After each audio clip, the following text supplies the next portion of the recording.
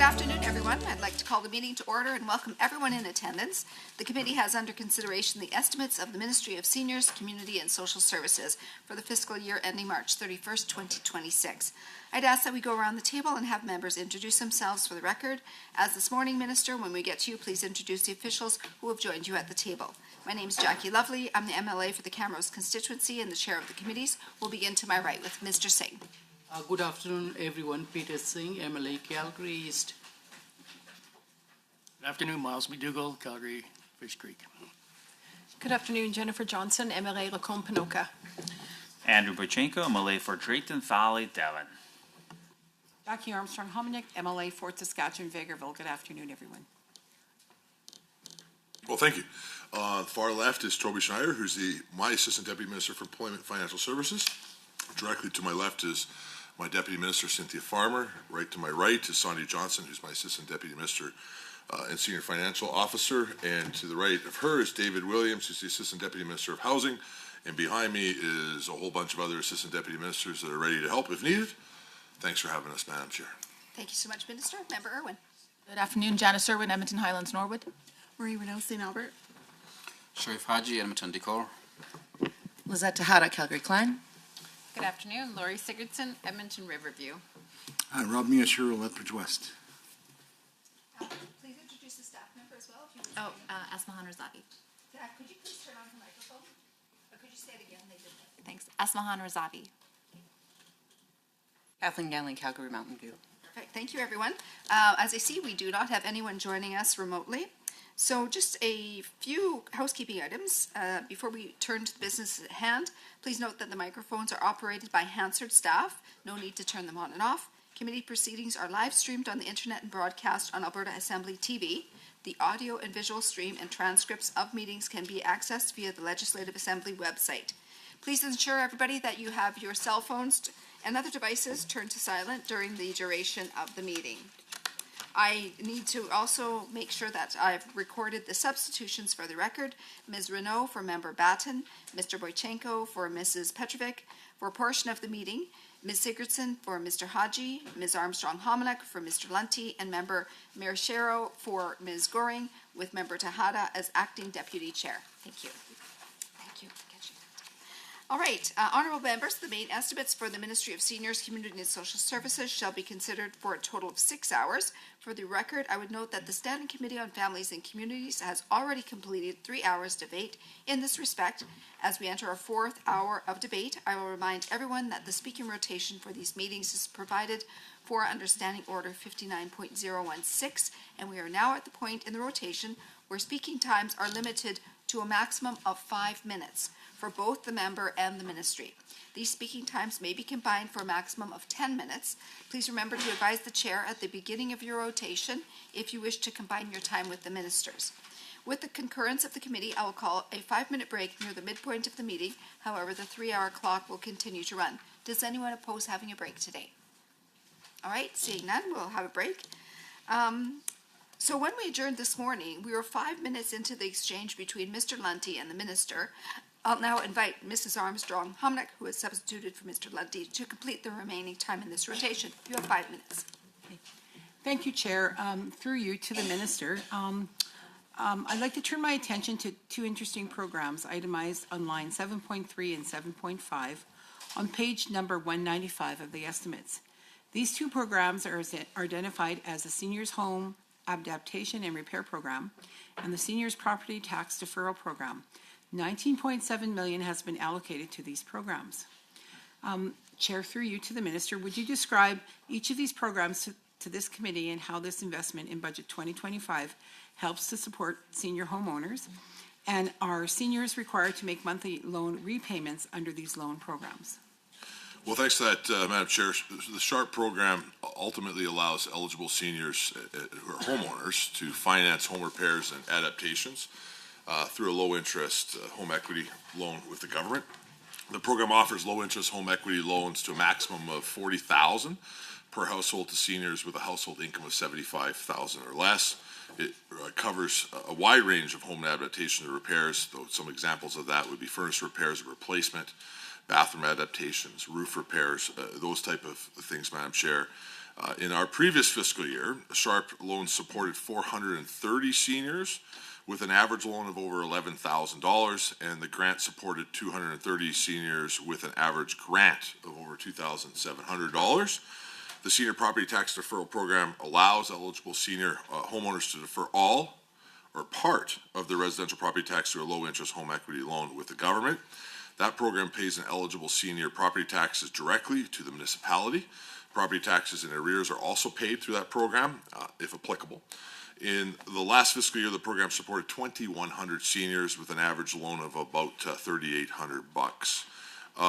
And then as for when are seniors required to make that payment back, which I think the honourable member asked, monthly loan repayments are not required. The loans do not need to be repaid until the senior sells the home, which is how it's designed.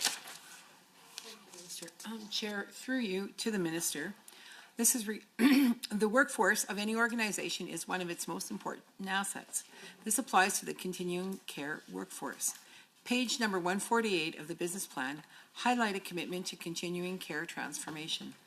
I read this includes a shift to support the provision of more care in the community, enhance workforce capacity, improve quality, and increase choice and innovation. Minister, through the chair, looking at staffing specifically in continuing care, Minister, can you tell this committee how the government is supporting the continuing care workforce through Budget 2025? And can you provide information on how much is being invested to support the continuing care workforce through Budget 2025?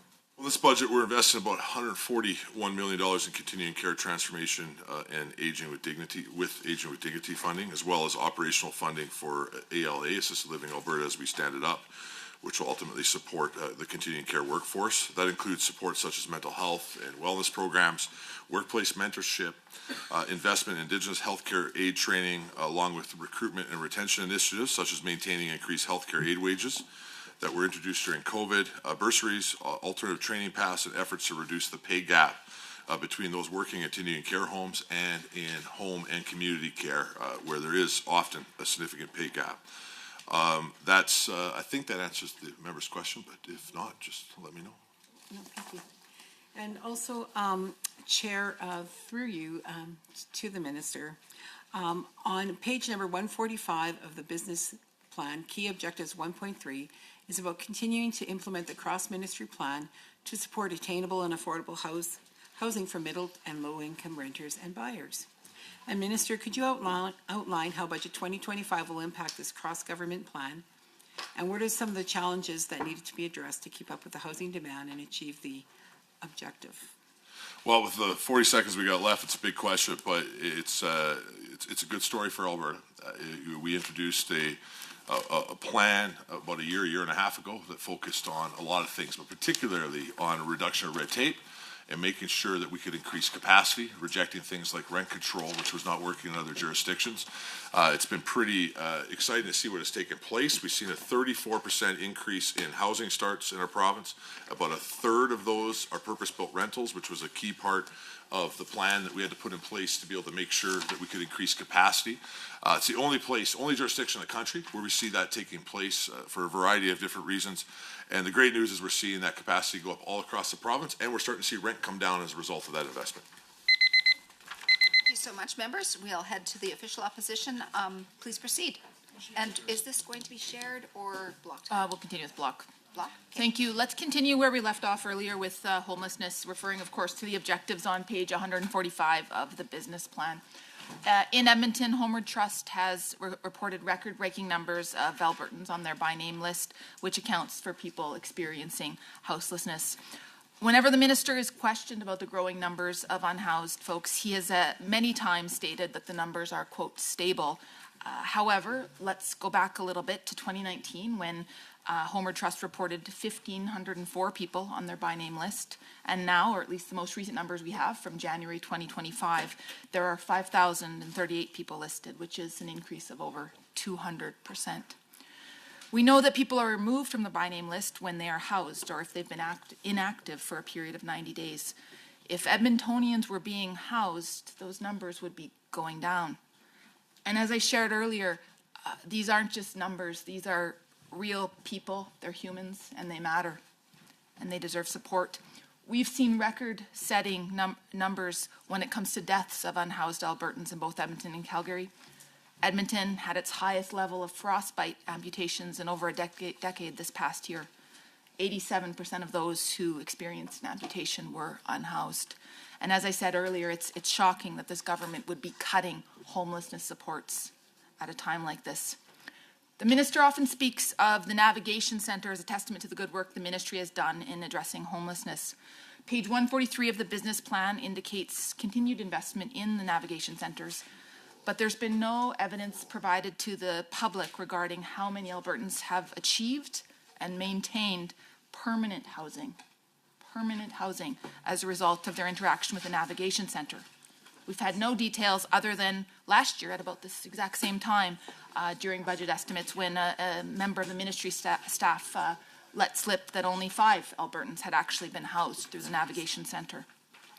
In the 2023-24 annual report on page 25, there is indicated that the navigation centres, more than 250 people were connected to housing programs, and 325 people were connected to emergency shelter spaces, transitional and bridge housing. Of course, that's from March of 2024. And since that time, including earlier today, we've heard the minister use stats indicating upwards of 9,000 unhoused Albertans being helped at the navigation centre.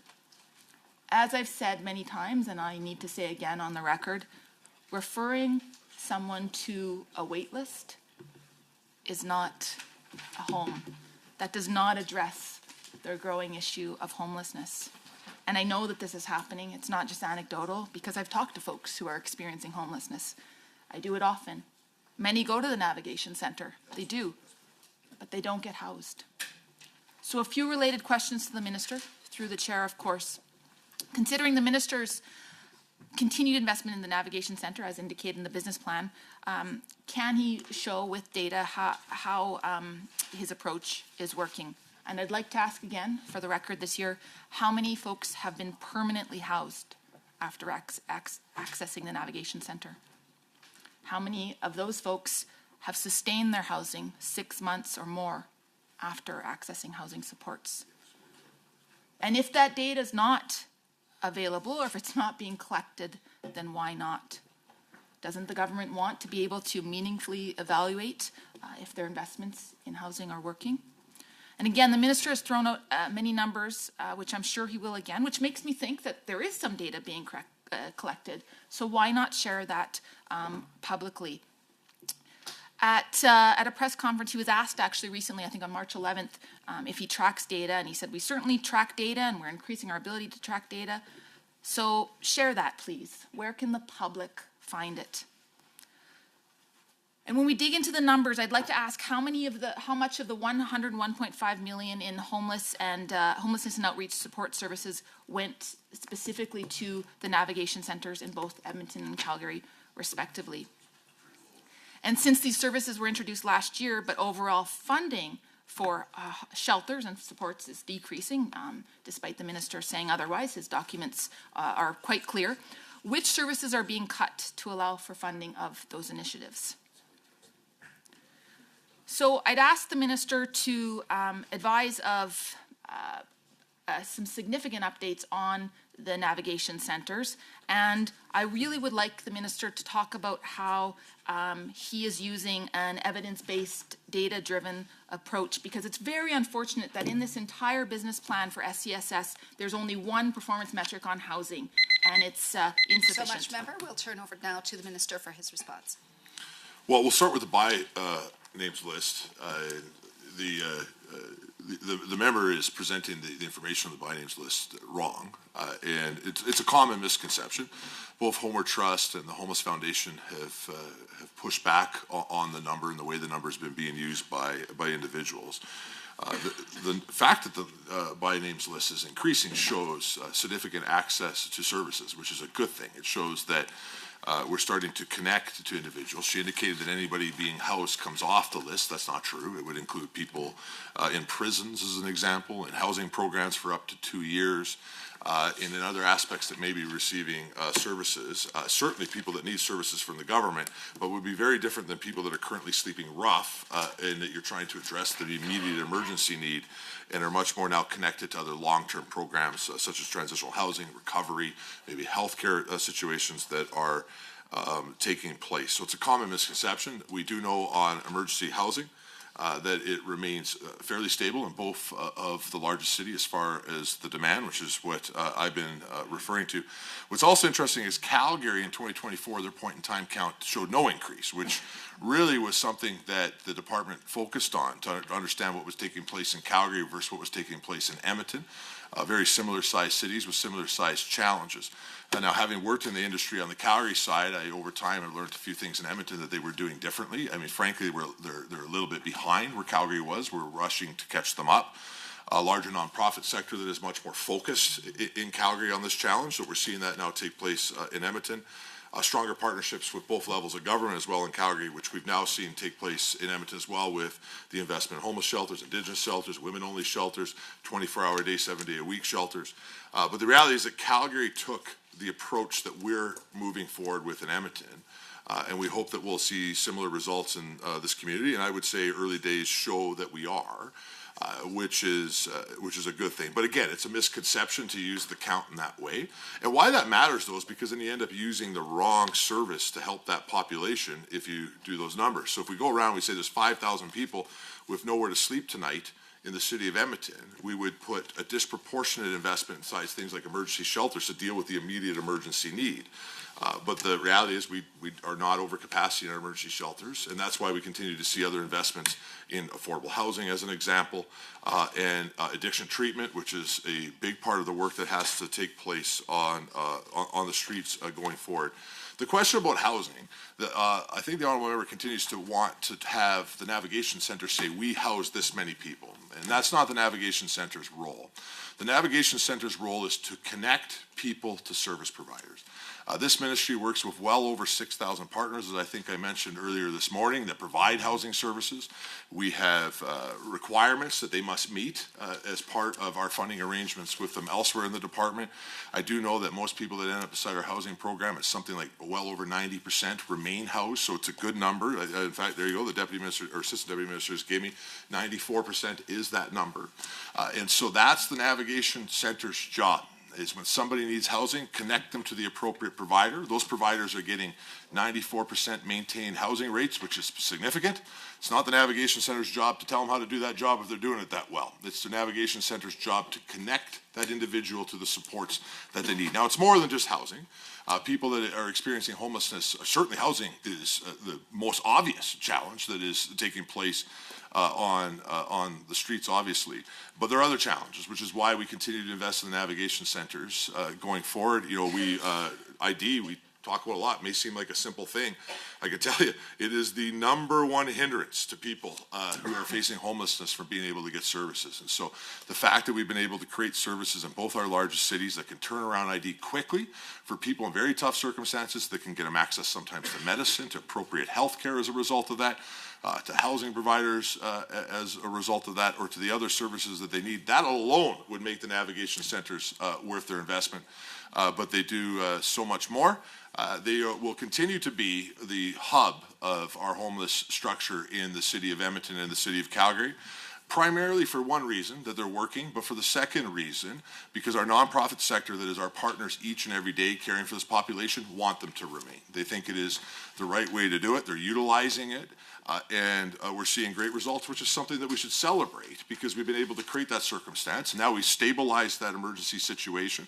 Hopefully Edmonton starts to see the same results as Calgary, and then we can get back to work on the work that we're doing on overall affordable housing while we know people are safe and not in encampments. Thank you, Minister. We'll move over to the government side. I believe, Mr. Singh, you're up. Thank you, Madam Chair. Share time if Minister is okay with it. Absolutely.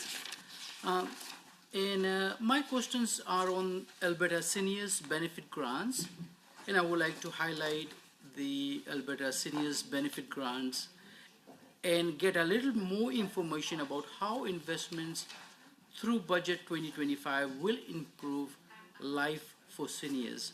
Line item 8.2 on page number 194 of the main estimate shows an increased investment, and I see an increase of about 47.5 million from the previous year's budget, reaching over 437 million in the 2025-26 estimates. And I know that the Alberta Seniors Benefit Program is an important source of income for low-income seniors in my constituency of Calgary East. And I'm glad that the government is continuing to invest in this program. Can you please describe how this program supports seniors? Yeah, thanks, Madam Chair, for that question. The member's right. Alberta Seniors Benefit Program ultimately provides a monthly income supplement. I think it's important to make clear that it is a supplement to the work that the federal government does around on pension and old age security. And the program is designed to supplement that. There is a significant amount that's invested in this space, as the member said, hundreds of millions of dollars. To currently qualify for that total income, you must have a total income threshold of $33,410 for a single senior and $54,640 for a couple. Albertans turning 65 are actually mailed an information package and proactively given the opportunity to apply for Alberta Senior Benefits programs 6 months before they turn 65. Mr. McIver let me know that actually works as he got close to that, but he was above the threshold, so it didn't work out for him, but I think it does show that it's working. As of January 2025, over 197,000 seniors received the Alberta Senior Benefit, which represents about 24% of the total senior population in Alberta, with an average monthly payment to those seniors of about $173. Thanks for the answer, Minister. Probably Minister McIver might qualify for next round. And can you also outline why the budget allocation for the Alberta Seniors Benefit Program needed to increase? Yeah, most of that increase is based on population. We have about 2,500 more seniors entering the population of Alberta a month, which is a significant number. It's a number that is very similar across the country. Our seniors population is increasing rapidly in Canada, and Alberta is no different. So we have anticipated $47.5 million increase from budget 2024. Some of that also would be to deal with indexation as we continue to index to be able to keep up with inflation for that program. So a combination of both those things would make up most of that increase. Thank you, Minister, for the answer. Through you, Chair, and my next questions are on Alberta Social Housing Corporation. And the Alberta Social Housing Corporation plays a very important role in owning and managing government subsidized housing assets in our province. And I see line 9.2 on page number 194 of the estimate shows increased funding as assistant on Alberta Social Housing Corporation with just over 184 million allocated in the 2025 estimates, up from about 157.5 million in 2024 and 25. And would the Minister please speak to how this funding from Budget 2025 will be used to support low-income Albertans and the role that the Alberta Social Housing Corporation fills? Well, there's a lot actually taking place on the capital side on housing, about $1.2 billion over the next 3 years to build, repair, and maintain affordable housing. The budget itself has funding for 6,300 new affordable housing units, which will be built over the next 3 years, as well as investments to keep 4,100 units online. One of the things that we've really focused on the last couple of years is making sure that we're also not only investing in new capital, but having a look at the existing infrastructure and getting to that low-hanging fruit of units that may have come offline from lack of maintenance or may be about to come offline. That investment can often be significantly more affordable and have a bigger bang for our dollars as a result of that. So we're investing in that area, and we believe that, again, we'll keep about 4,100 units online as a result of that decision. We also got $298 million available in capital grants and about $50 $51.6 million available in overall capital investments. So lots happening on the affordable housing side of the file, lots happening on the attainable side too, but I know the honorable member is interested in the affordable side. Thanks for the answer. And as important as is it to get new affordable housing initiatives built, it's also important to ensure that our existing assets are well maintained. Can the minister please speak to the budget's capital maintenance plan? 100% right. They have to do lots of maintenance to maintain the infrastructure. The department is actually the largest landlord in the province, and so has lots of assets that they have to continue to maintain.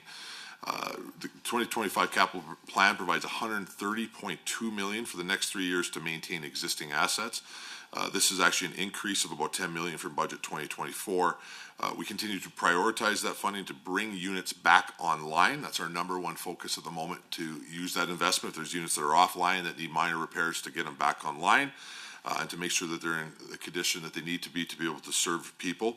Our capital maintenance and renewal funding for 25-26, ultimately, as I said in the last question, should create approximately about 4,100 units that otherwise would have not been places that people could have lived in safely without that investment, and we'll either bring them back online or we'll keep them from going offline. I'd also like to let you know, in fall of 2024, we actually brought in a consulting team through a competitive process to help us improve our capital maintenance and renewal program with a very future-focused strategy. We'd heard from the Auditor General that we really needed to do that, and the department has been working to make sure that process is in place, which I think is going to have a positive impact long-term on the work that we're doing on capital maintenance and renewal. It remains a high focus. Again, I think it's often a better investment for us than new dollars. We have to find a balance between both.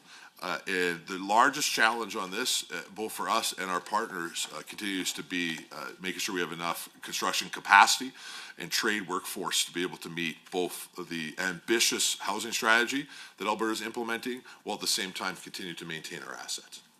Thanks for the answer, Minister. And my next, through you, Madam Chair, my next question is on investment in seniors programs. And I want to talk about investment in seniors programs. On page number 145 of the business plan, under the initiatives supporting key objective 1, I read that $572.8 million will be allocated in grants and low-interest home equity loans through seniors financial assistance to support seniors with low income meet their basic needs. And I'd like to hear more about the investment through budget 2025. And would the minister explain the seniors programs that comprise this $572.8 million investment? Well, Budget 2025's got a lot of money in this area, which again, I think shows the importance of this investment to the taxpayer. As the member said, Madam Chair, $572.8 million. It enables several things, but in particular, I think 5 programs that we should probably talk about in the context of the honourable member's question. The Alberta Senior Benefit Program, which is budgeted over $437 million and provides that monthly supplement that we've already discussed for about 197,000 eligible seniors. But there's also the Supplementary Accommodation Benefit, which is budgeted this year for over $96 million and provides financial assistance to over 13,600 low-income seniors living in a designated supportive living or a long-term care facility, ensuring that they can afford their accommodation charges and retain minimum disposable income each month. There's also the Special Needs Assistance for Seniors program, which is budgeted at over $17 million and assists over 23,000 eligible seniors, as well as, I see I'm running out of time, the Senior Home Adaptation and Repair Program for $11 million. And of course, we've talked about in detail the Seniors Property Tax Deferral Program, which has a budget of $10 million and is helping those seniors in that area. So again, a significant increase in the space. I think given what we're seeing with population numbers in the senior sector, it makes sense that would take place, and we're going to continue to invest heavily in those who built our province, but making sure that we have very successful programs for their unique needs.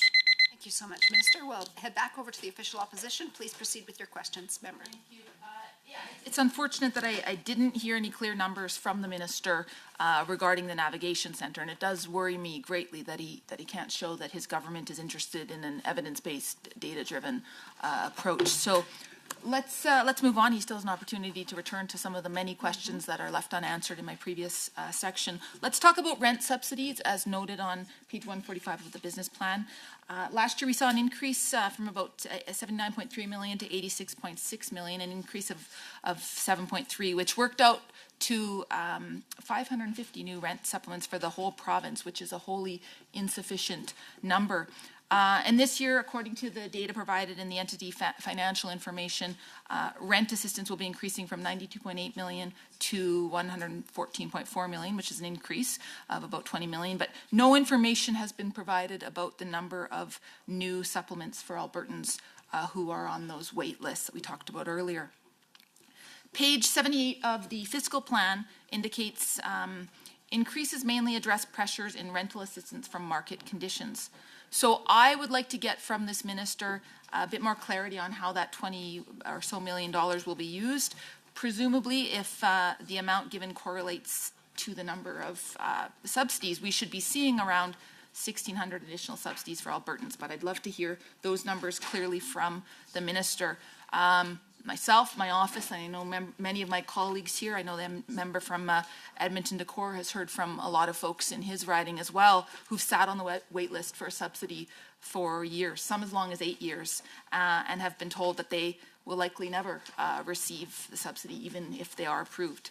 And in fact, for months here in Edmonton, Savita's RAB and TRAB programs were not even accepting applications because they are so oversubscribed, although we've seen that they've actually just reopened those applications. And for folks watching at home, RAB is the rental assistance benefit, and TRAB is the temporary rental assistance benefit. I shouldn't use acronyms like that. I've also heard from Albertans who received the subsidy, but even with that bit of extra support, they're just unable to make ends meet and remain in very dire housing need due to exorbitant rent increases and other pressures. And in fact, even in the government's strategic plan on page 30, rent subsidies are listed as a performance indicator. So I would ask the minister, does he think that he's doing all, through the chair, of course, does he think that he's doing all he can to strengthen this program? And I have a few more questions specifically to this program. Given this minister's reluctance to provide rental protections for Albertans, can he just kind of outline how he feels the current rental assistance program is meeting the need? Because I don't see it and my colleagues don't see it either. Will the increase that's being provided in funding in this area be used for new rent supplements, so for people on wait lists, or will it just be increasing the amount that folks are currently getting due to market pressures? Specifically, how many new rent supplements will be added? How many of the current supplements are RAB and how many are TRAB? We can't find this, and I'm happy to be proven wrong, but I couldn't find this anywhere throughout all of the government budget documents. And, I also have a question specifically, and this is an important one, I know, to my colleagues in Status of Women as well. On page 69 of the fiscal plan, it notes a $6 million increase in rent assistance under the Federal National Action Plan to End Gender-Based Violence. So is that incorporated in the $21.6 million increase? Is it a separate pot of money? And who is tasked with administrating those subsidies? Does it go through RAB? Again, we would like some clarity on exactly how those dollars are being allocated. And as we've talked about many times, rents in Alberta have grown at a record-setting pace.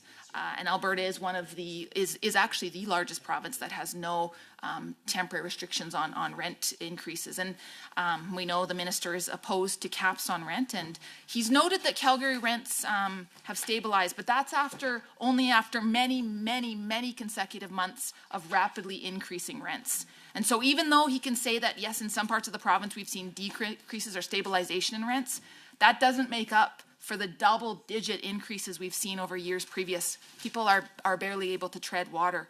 And in fact, the latest rental data from rentals.ca for Edmonton shows that rents in Edmonton continue to climb.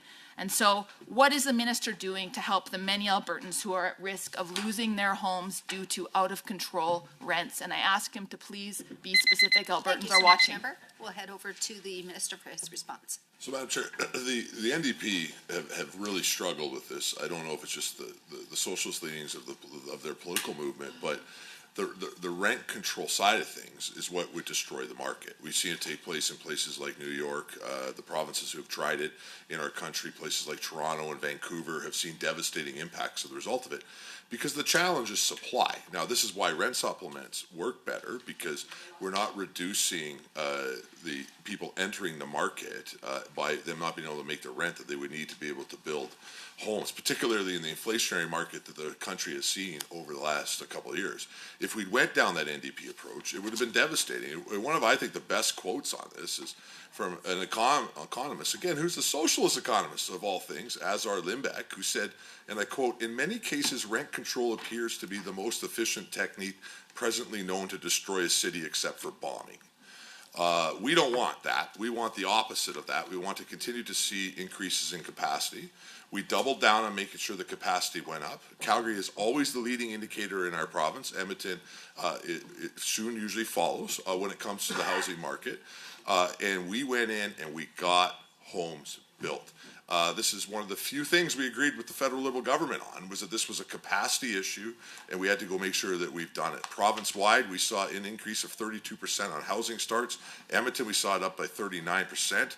Calgary up by 24%, Lethbridge by almost 200%, and Red Deer by 84%. Now, if I had done what the NDP had wanted, which was bringing an economic policy the equivalent of bombing our cities, we would not have seen numbers like this. And we would not have seen rent in Calgary dropping by 7.2% right now, some of the latest reports, and capacity numbers in Edmonton starting to look like they're going to level off, which is great. So our approach has been working. Now, you have to do both. The Premier and I have been very clear on this from the beginning. We have to make sure that the market housing goes up. We have to make sure that supply is restored to the supply situation in our province, which was the fastest growing place in the world for the last year and a half or so. And at the same time, we have to do strategic investments inside affordable housing. I will point out to you, Madam Chair, when the NDP were in government, they didn't build not one net new affordable housing unit. Their wait list went up by 76% to get to affordable housing. This government's created 5,100 units during the first mandate and about to do significantly more than that, and are on track to create 82,000 more affordable households, or 82,000 affordable households across the province, which is key. But you know what's going to keep it affordable is making sure that supply is high enough. Otherwise, that rent will continue to go up inside the affordable sector, which will be subsidized by the taxpayer for sure. But at some point, we're going to have the same challenge that everybody else is having paying rent if we don't get supply into the market. Supply works. The other thing that we needed to take place, particularly in Calgary and Edmonton, is a strong investment situation where purpose-built rentals would be built.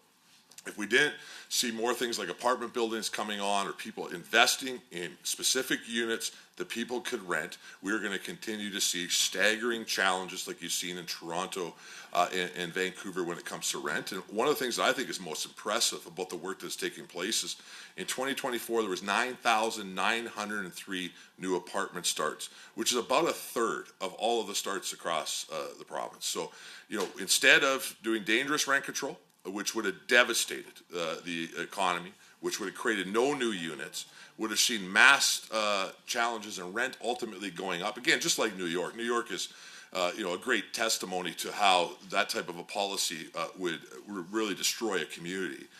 Instead, what we've seen is that focus on the industry, the focus on reducing red tape, our partnerships with both the City of Edmonton and the City of Calgary, who I have to say, both mayors and their councils stood up to the plate and said, how do we move this regulations and bylaws and permits out of the way in an effective way to make sure we can continue to build safe housing in the province?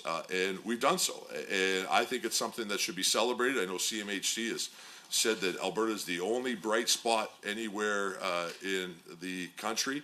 I will just quickly double back as well for the last 30 seconds when it comes to the Navigation Center. We've given the list of statistics for the Nav Center. over and over. We did it earlier in estimates. I'd be happy to keep listing them all. It's extraordinary what the ADM and her team have accomplished with it. I'll be touring it tomorrow with people from the federal government that are interested in it. We have provincial leadership of all stripes, including NDP premiers, calling up and saying, how did you guys pull this off? Because it has worked, it's helped people. So I think what we probably should do as a legislature is celebrate that people are getting help, not continue to try to attack the individuals helping them. Thank you, Minister. We'll move back over to the government side and understand Member Johnson's next. Yes, thank you, Madam Chair, through you to the Minister. And again, thank you for your team that has shown up today and done all this hard work and taking so much time to sit and do this. So I'm going to redirect a bit. We've been talking a lot about homelessness, and I'm going to redirect to FCSS, Family and Community Support Services. And may I have shared time, Madam Chair? Of course. Yes. Thank you. So we all know how important FCSS is in each of our communities, and I would say, I want to say especially in rural, and that's not to demean from our big city centers at all, because they're doing very valuable work there, but it is sometimes the only resource we have in our rural communities, and so it is such a valuable resource there. And I want to take time too to shout out to all our FCSS workers and to thank them. They're on the front lines doing a lot of really, really great work. And especially Crystal and her team in Lacombe, and Shannon and her team in Pinoka, and they're going into the surrounding communities as well, into Blackfalds and Clive and Alex, and just doing things that can't be done otherwise. So we know that prevention programs are critical to helping ensure Albertans can meet life's challenges and avoid the need for intensive intervention supports later.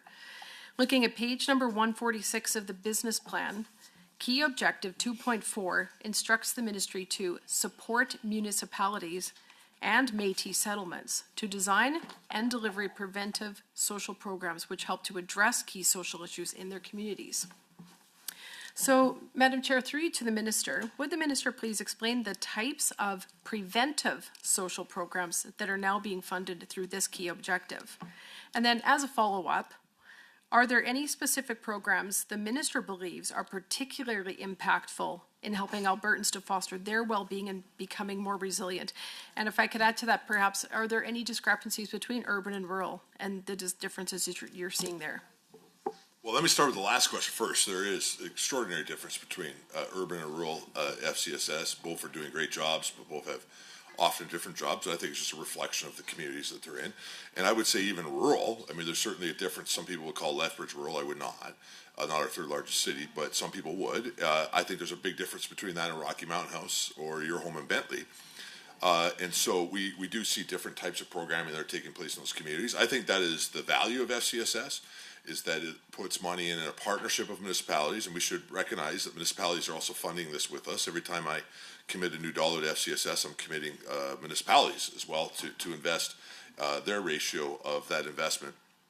But because you have that type of programming in unique communities that can work with whatever is taking place in that community, you end up with very focused supports for preventative service that make sense to that community. And as you know, Madam Chair, and the Honourable Member knows, I represent, I think, 34 towns, counties, and school boards or something like that at the moment.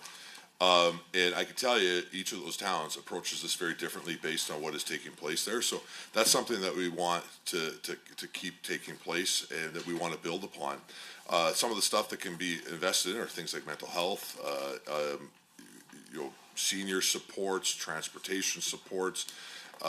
There's referral and system navigation supports, short-term counseling, mentorship programs for youth, and of course a lot of programs to help seniors inside our communities.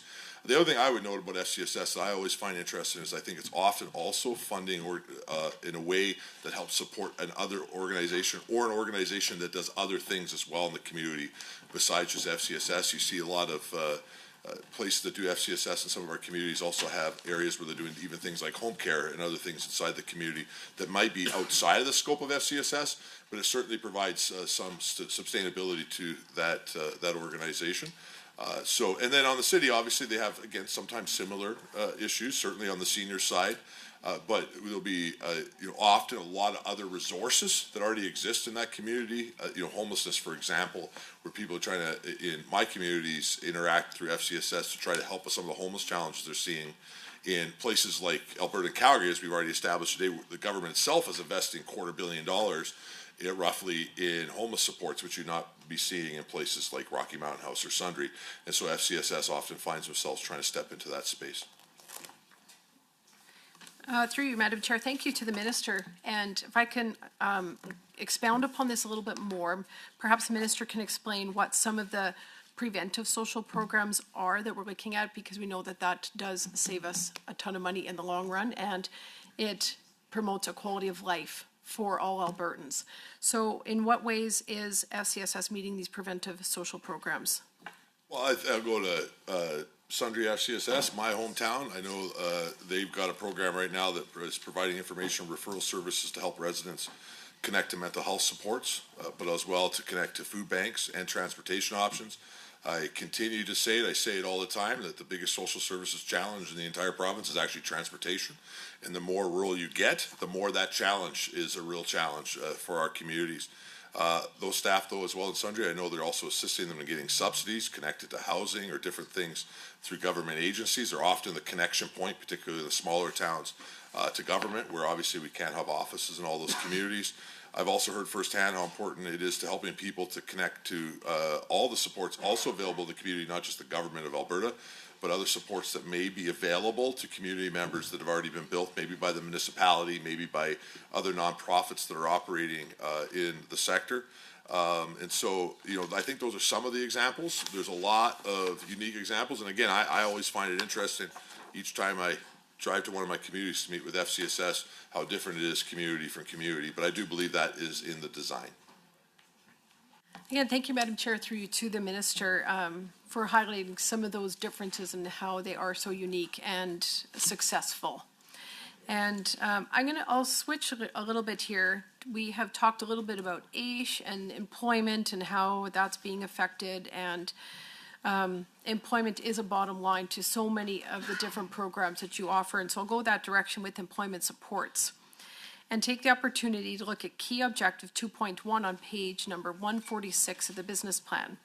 And this focuses on employment supports. And from what I read, these supports include digital service options, job matching with employers, and on-the-job support for Albertans experiencing underemployment and unemployment, including individuals with disabilities.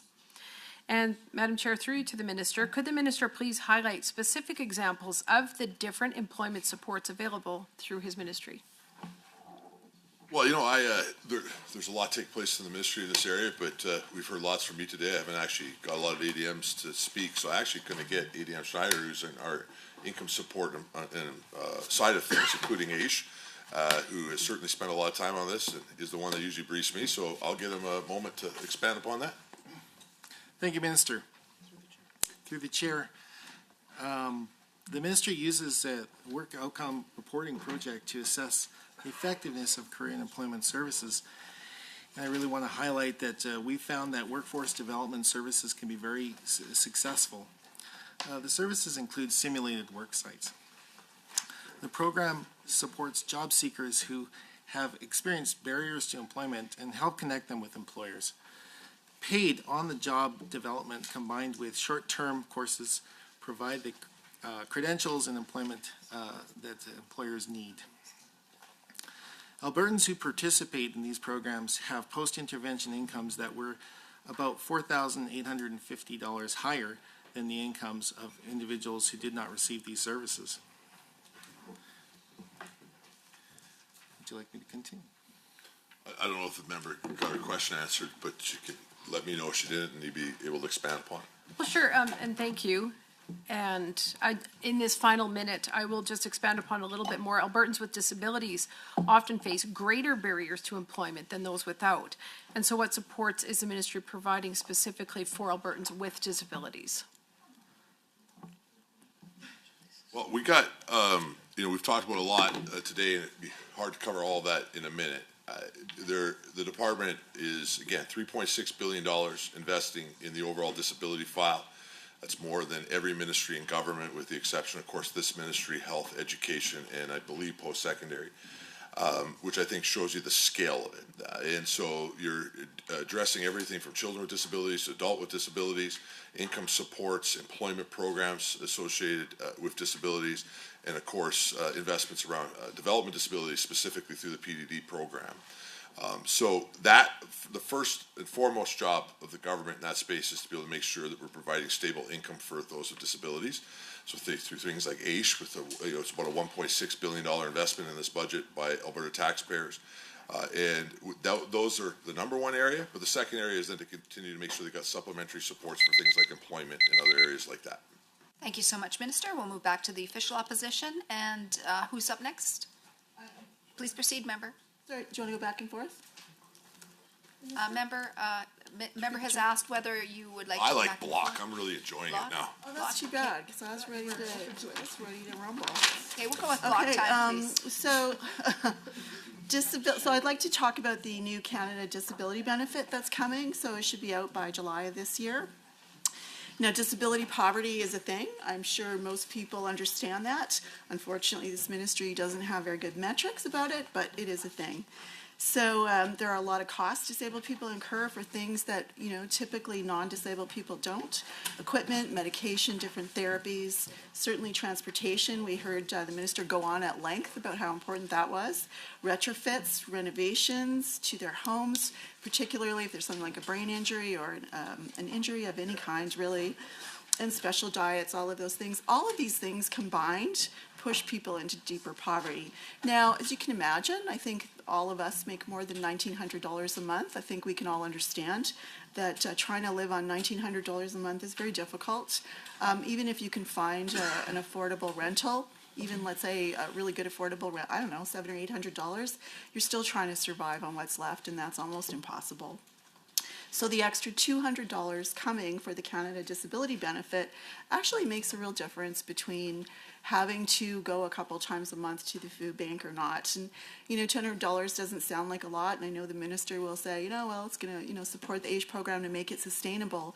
But the reality is when people sink deeper into poverty, we're going to see all kinds of problems like we already are. We know this. We're smart people. We understand that when people sink deeper into poverty, it results in people losing homes or having unstable living arrangements. We know they end up using, excuse me? So we know that when people end up sinking deeper into poverty, we have all kinds of problems, whether it's with public safety, whether it's with homelessness, whether it's food bank usage. And through you, Madam Chair, I don't think, although I am thankful that there is money going to food banks because the need is enormous right now, that isn't the answer. So my question is to the minister is this, and we've not had a really great track record today of getting any kind of answers, but let's hope we get a couple. What we're looking for is very simply I'm looking for, has this ministry done any sort of assessment whatsoever about the cost or benefit analysis to clawing back the $200 Canada Disability Benefit that would typically go to AISH recipients and income support recipients? So pretty straightforward question. Have you done any kind of assessment whatsoever, understanding that, pay now or pay later? You may not pay right now, but you're going to pay later in terms of having to augment the other services to meet with all of the other issues that will come out of deepening poverty. The other question I got zero answer on is, it's very, very simple. I know clearly that this ministry is trying to, fancy dance around answering. It's just a very simple question. How many people currently, how many children and their families, but how many children are currently approved for services, they've met eligibility, they're on FSCD wait list, and they have not yet received any services, no services? How many people are on that wait list? Same question for adults, people over 18. How many people are on the PDD wait list right now? My next question that I've asked probably 4 times this morning, we still don't have an answer. And if there is no plan, that's an answer. Just say there is no plan. When can Albertans expect accessibility legislation? We continue to fall further behind. If we really want to open up pathways to employment, because that really is the goal. is to find jobs for people that want them and can do them, good jobs. But we have not done that. We have massive unemployment for people with disabilities and no new pathways. When will we get that accessibility legislation? The other question I have is around, the minister has talked a little bit about adding some staff along the way to this ministry to deal with whether it was AISH or ADAP or PDD or FSCD. But what is really interesting is I know that a number of staff were laid off. There was a bunch of staff hired when the other Nixon minister made a $25 million announcement in 2023, and that was specifically, I believe, to address the wait list at the time. I don't know if it was just FSCD or both, but that announcement turned into staff that were going to do this work. That was my understanding based on the presser. So I'd like to know, why did you fire or lay off those staff when now you're rehiring people? Isn't that like an extra cost for doing all of that hiring and training? I mean, it just sort of seems like yet another waste of money with a government that it doesn't seem like super confident or competent at long-term planning. So those are my questions. Hopefully we can get some answers this time. Very clear questions. Thank you so much, member. We'll move over to the minister for his response. Well, we'll start with the question about staffing. We have not reduced FSCD or PDD staffing. Nobody has been fired. The member is referring to temporary increases in staff. Staff were brought in specifically to do a specific project around wait lists that was clearly to be a temporary project. That project was completed as earlier in estimates, and I'd refer the member to answer if she'd like to get that answer a little bit later. I went through what is the requirements industry-wide as government, where we are on staffing on both PDD and FSCD, showing that we are on the high end of it and will continue to be when it comes to that investment. The member started off her questioning in regards to the Canadian Disability Benefit and AISH. The official opposition continues to ignore the fact that Alberta is a leader when it comes to our AISH program, by far, by much more than a country mile, Madam Chair. I've said the numbers already. I'm happy to say them again. Our AISH payments in this province are $554 higher a month than Manitoba, $533 higher a month than Ontario, $515 higher than Saskatchewan, and $417 higher than BC's equivalent programs. We want to continue to be a leader in the space. That's why we maintain very, very high AISH monthly payments. We're going to continue to. I don't want any rumors, despite certain individuals trying to spread those rumors, that somehow that would change. It'll be $1,901 this month. The federal government's Canadian Disability Benefit, yes, it is time for them to start paying their fair share. We have been calling, as have other provinces, for the federal government to step up. If the honourable member is concerned that other provinces pay too low, I would actually lean towards her argument in that case. But I'm not the social services minister in Manitoba that's paying $554 less a month. I'm the social services minister who's paying the highest AISH payments in the country, and I will continue to work to make sure that we have a program of that magnitude going forward. The federal government came out with $200. We think it should be higher. I have not heard the member get up and condemn her leader, Mr. Singh, who's been holding up a Liberal government in Ontario on this issue ever. And, you know, what I also haven't heard, shockingly enough, is the number one concern we hear from people with AISH is as they get to the age 65 and transition to federal benefits, they pay a massive times pay reduction as they move into the federal program. That's something that maybe they should take up again with their federal leader, though I suspect they're out of time before the election. And that may be where I think we should put some emphasis on lobbying the federal government to do the right thing to care for those individuals. The federal government came out with the Canadian Disability Benefit. They have set a threshold that they want the provinces to meet of $1,814, which is taking CPP and old age security and putting them together. As we've covered in great detail, Alberta already exceeds that by a significant amount, which is good. We're not going to reduce down to 1,814, not even considered. We're going to maintain that strong gap. It'll be interesting to see if the other provinces meet where the federal government has asked and raise their payments up to $1,814. We've already done that, though. And now it's time for the federal government to help support the disability community in our province. And we're going to continue to have $1,901, the highest payments in the country currently. We're going to continue to maintain that program going forward because, again, it just shows the importance of it. There was a couple other things the member got to, but I don't think there'll be enough time to completely do it. I do want to make clear, though, on food banks that, again, the member can't have it both ways. Criticizing and likely, I assume, I won't want to predetermine a vote in the legislature, Madam Chair, but likely going to vote against the social services budget yet again, which not only would be voting against people on AISH getting the highest payments in the country, would be voting against continuing care money, seniors money, and every other FCSS, all the rent supplements, investments in affordable housing, but would also be voting against the only government in the history of the province who's helped participate in trying to help organizations invest in food security, with a large focus on helping food banks build capacity that they would need to be able to meet that challenge in the province. She doesn't think that we should. I disagree with her. I think that's an important area for us to focus on. And again, I'll be looking forward to seeing when the budget hits the legislature floor, whether or not the official opposition are going to vote in support of these type of important programs. Thank you so much, Minister. I see that Member Petrovic has joined us.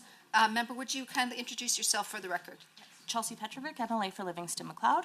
Okay, and we're on the government side, so I see Member Borchenko is indicating to me that he's up next, so please proceed with your questions, Member. Sounds good. Thank you very much, Madam Chair. Minister, it's great to see you here today. You're doing an amazing job explaining and telling us and sharing the information you have done in this province.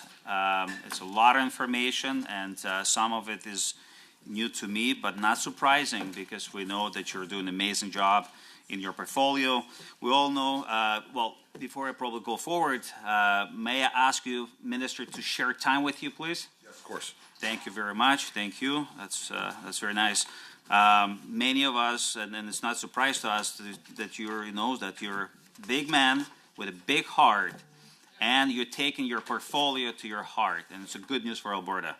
As a parliamentary secretary to Indigenous Relations, I've been traveling the province last year and visit many First Nation as well as every single Métis settlement in our province. And we had a lot of conversations, and the feedback is good. Métis settlements and First Nations are happy the work you're doing. I have some specific questions, and I stayed back a little bit here to ask you on Indigenous file.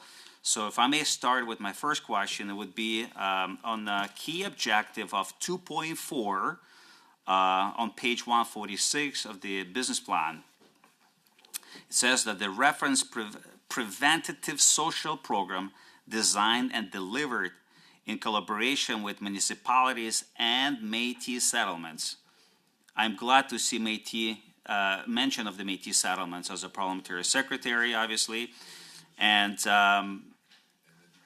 as these programs are very important, and I would like a little more clarity on these programs, and I gotta say that I like seeing two things in my questions. Preventative, because we know preventative measures are a lot cheaper than dealing with the problems when they occur. And another good thing in my question is that Métis settlements are a big part of the preventative programs here. So my first question would be this. How is the minister working to ensure Indigenous communities are receiving culturally appropriate support through Budget 2025? And the second part of that question would be, what are some examples of preventative social programs that the ministry is funding through the Budget 2025? So there's a lot of work taking place on the Indigenous file with the department that I think Albertans could be proud of, and it's going to continue to take place. I'll try to pick a few projects, talk about them a little bit, and then see if the members got any more detailed follow-up. I'll start off with one that I often talk about, but I think it's just spectacular what is taking place in the city of Lethbridge. The decision by our government to turn over the operation of the Lethbridge shelter to the Blood Department of Health. We're now working with the Lethbridge Housing Authority to build a new permanent shelter in that community. Has just seen staggering results, and the community, and I know the Blackfoot Confederacy, particularly the Blood tribe, is very, very proud of the work that they're doing down there. I've spent a considerable amount of time in homeless shelters over the years, and each time that I get an opportunity to go down there, I'm just blown away at the passion by that community. I see the honorable member from Lethbridge West here, and I did see him nodding his head. I know he's seen, it's just incredible, that work. And I think that from that, we've went on to continue to expand that to things like the Enoch shelter here in Edmonton to try to build on that relationship. We continue at all of our treaty tables to have conversations on how we can continue to empower First Nation leadership in this space. And I think that example, what we see taking place with the Blood Department of Health in Lethbridge, is an example that we should be copying elsewhere in the province. The other one is the Premier and I really focused at the beginning of this term on the fact that when there is a fire and there is damage to homes on First Nation communities, we all want to keep care of all Albertans, but underneath the federal acts, there's no doubt that the primary crown who's responsible for that treaty is the federal government. And often we find ourselves pushing the feds to make appropriate investments in this space. I've said before that at one point we looked into this. We were spending almost as much on security in the Enoch shelter in Edmonton as the federal government did on all of Indigenous housing in the province. So I think we can all agree that they're falling extraordinarily short when it comes to First Nation housing and their responsibility on reserve in particular. We have stepped up for elder lodges off reserve and other capacity issues that are important, and we should continue to do it. But one thing that we recognize is that if we were going to call on the federal government to do that, we had to recognize that we actually, the provincial crown, are responsible for Métis settlements. And so we've increased the Indigenous Housing Fund as a result of that. We made a decision in early 2023 to invest in Paddle Creek, who had lost, East Prairie, sorry, who had lost 14 units of housing. And we recognized that if we were going to continue to tell the feds that they needed to do their job, we had to make sure we were doing our job. We immediately invested $7 million. I think that was in June or July of 2023. And I'm happy to say that because of that, we were able to get 14 families into their homes who lost their homes because of a fire before Christmas in a very remote community. So it was an extraordinary accomplishment, I believe, by the department and by the Métis settlement. But it's really a clear example of us saying, hey, if we're going to call upon the federal government to meet the responsibility on treaty, then we need to make sure that we're meeting our responsibility when it comes to the Métis side of things. We also continue to invest, as I've talked about earlier, in the Indigenous Housing Capital Program. We have an increase in $25 million. Yes, sorry, got it. We've approved over $74.5 million for 22 projects already, totaling 521 units in 15 communities, which is an extraordinary amount of money, and I think really shows that we need to partner in those areas and that we want to. And the other space that you're hearing a lot from chiefs on right now, and we are working with them on, is around elders lodges, so their senior lodges. And First Nations are seeing the same challenges that we are as a whole, with 2,500 more seniors a month coming into our population here in the province. And so they've asked us to step up and do so. We're working with Enoch on the first elder lodge that we're participating in with the feds on reserve. That comes with a unique set of challenges because the federal legislation is not easy to deal with. That's another thing that we're having conversations with the federal housing minister about.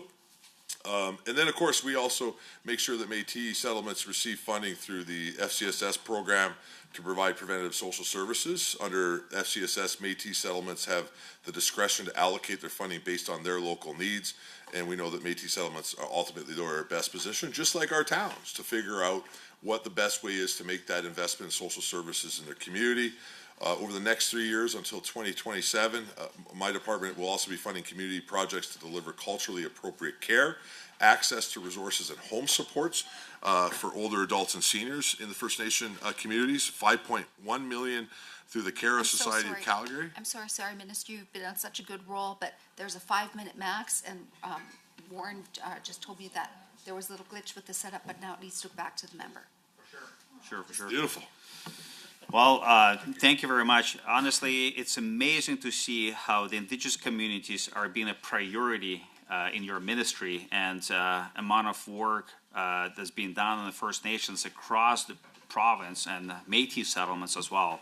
So as a parliamentary secretary, I just want to say thank you again for making First Nations and Indigenous communities priority in your file. I would like to move on to my second question here. With Alberta's healthcare system being refocused, a notable change for seniors, community, and social services is that the minister is now taking the role as a sector minister for continuing care. On page number 143 of the business plan, it notes that the ministry takes an integrated approach to the delivering support and services to the vulnerable Albertans. It goes on to indicate that this approach will be used to help improve continuing care under the new provincial agency, Assisted Living Alberta. That's the new name, Assisting Living Alberta. So my question would be this. Would the minister explain to this committee here how this integrated approach will be to improve continuing care for Albertans, and how is Budget 2025 specifically working to assist with this approach? So, Madam Chair, I think it's a really important question, and I hope the member, when we circle back to him, will actually open up with that so we could give it the full answer that it deserves. With only 10 seconds left, what I will say is Alberta's government, through the refocusing program, particularly when it comes to continuing care, is focused on making sure everybody is in the appropriate place for the care that they need. We have too many people in the wrong place, and we're going to get that fixed in our province. Thank you so much, Minister. We're going back to the official opposition. Please proceed, Minister, Member Sigurdsson. Thank you. So I'd like to refer to government estimates, page 194, section 11, which is, several line items regarding continuing care. And these items are new to the ministry, as continuing care and home care responsibilities were transferred to seniors and community social services in the fall from health. Sadly, despite the transition, nothing has really changed according to the operators, care providers, families of loved ones receiving services, and the seniors themselves. This is tragic, as there are so many challenges that are continuing to go unaddressed by the UCP. On page 148 of the ministry business plans, the facility-based continuing care review is referenced. This review was completed back in 2021. And each year, without fail, the UCP references this review in the budget documents, which identifies 42 recommendations that would improve the lives of seniors. Sadly, Madam Chair, nothing changes year over year. The UCP has been in power for the last 6 years, and the issues persist. I would say that, in fact, the situation is getting worse for seniors. Evidence of this came from the Protection of Persons in Care program. For the 2023-24 annual report, employees investigated hundreds of reports of abuse, most of which originated from continuing care facilities. There was a sharp increase in founded allegations, 3 times more than the previous year. Failure to provide the necessities of life, such as medical attention, proper nutrition, adequate hydration, are some of the most prevalent issues in the continuing care system. Clearly, the well-being of seniors in continuing care is getting worse due to the poor management of the UCP. When will the minister listen to seniors, families of residents, workers, and operators, and indeed experts in the field to ensure seniors are well supported? I want to refer the committee to estimates 11.1, program planning and delivery. In the spring of 2024, the UCP eliminated the minimum daily care hours from the continuing care legislation. It is well accepted that 4.1 hours is the minimum standard across Canada. Serious and significant consequences have already been seen in the sector due to this change in legislation. Staff are having their hours cut, and families cannot rely on their loved ones receiving the care they need to live in dignity. Families can no longer turn to the law to advocate for appropriate care because the law has stripped these minimum daily care hours. When will the minister change the legislation so that 4.1 minimum daily care hours per resident are required legally, Madam Chair? Another concern is the cuts to pharmacy services that came into place on November 1st, 2024. This destabilizes the interdisciplinary model and significantly reduces the time clinical pharmacists can spend on-site in continuing care facilities supporting residents, families, and care teams. 12 follow-up appointments are now cut to only 4. The annual care plan funding is cut from 100 to 70, and the consequences of these poor policy choices mean increased overall system costs and increased workloads for those already overburdened staff. Increased medication incidents due to the situation will lead to resident harm. When will the minister reverse this poor decision? 11.3 in the estimates, grants to Assisted Living Alberta and the Ministry Business Plan, page 147 and 148, focus on ensuring Albertans receive quality care and staff are well supported. Sadly, I've heard numerous reports from operators of continuing care facilities that the funding model actually that exists underestimates the time needed to deliver quality care in the seniors context. Tasks often require more time. For example, helping a 98-year-old out of bed in the morning is not a quick process. When will the government recognize the need for higher staffing levels to provide responsive and compassionate care? The case mix index, the CMI, can change rapidly in a facility, but is only updated on an annual basis. This can underfund operators. Is the minister creating a timelier funding response to these changes in resident acuity? There's significant workforce issues, of course, we know in continuing care, high turnover in the sector due to low wages and lack of benefits. Often workers don't have full-time work. We saw the disastrous consequences of this during the pandemic, where workers spread the virus to residents and staff as they worked at more than one facility. Thank you so much, member. Over to the minister now for his response. Well, a lot to unpack there. Let's start with the increase in investigations. You know, I was talking to the Minister of Health as this was coming back over, or this was coming over to our ministry. And one of the things that she found, and I think this is quite shocking and very typical of the official opposition, but when she looked into it, there was 10 years, including when the NDP were in government, of backlog complaints, which is why you see the number going up, because what the minister did, and we will continue to do it, is she added 17 more people to deal with and investigate those complaints. And before it was moved over to us, because it actually won't officially be moved over to us till April 1st, she was able to reduce that backlog by 85%. I don't know why the NDP didn't do that when they were there, but that is the increase in it, because the minister's been busy cleaning up the NDP backlog where they just ignored investigations. Now, I haven't had time to look in it. I suspect that most of those investigations may have been ignored in union facilities while with a focus on private facilities by their government. I hope that's not the case, because I think we need to make sure everybody's cared for no matter what the facility they're in. But that's why we've increased the staff capacity, and the result of that has been an 85% reduction in that backlog. And I think that investigation team will be able to get that done. The other issue that was brought up by the honourable member was around hours of care. So the NDP had, in the legislation that they're concerned was changed, legislated 1.9 for that care, which in our current numbers would be significantly higher than that 1.9 hours that were ultimately previously mandated in nursing homes. In fact, I think double. In 2024-25, Type A continuing care home operators are funded to provide an average of 3.7 work care hours per resident per day. In the 24-25, Type B continuing care homes are operated and funded to provide an average of 3.07, so significantly higher than the legislation that the NDP had in place when they were in government, and a pretty significant increase going forward. I think their concern, Madam Chair, is that it doesn't remain in legislation. I think this proves why it shouldn't remain in legislation. Circumstances change. Legislation is the hardest thing to change. So making sure that there is care hours needs to be legislated for sure. But you have to be able to make sure that in the future things can get changed, not to be able to use the legislature to be able to make sure people get the care that they need for changing circumstances, and not to limit ourselves based on what is in legislation. So good for the minister for changing that.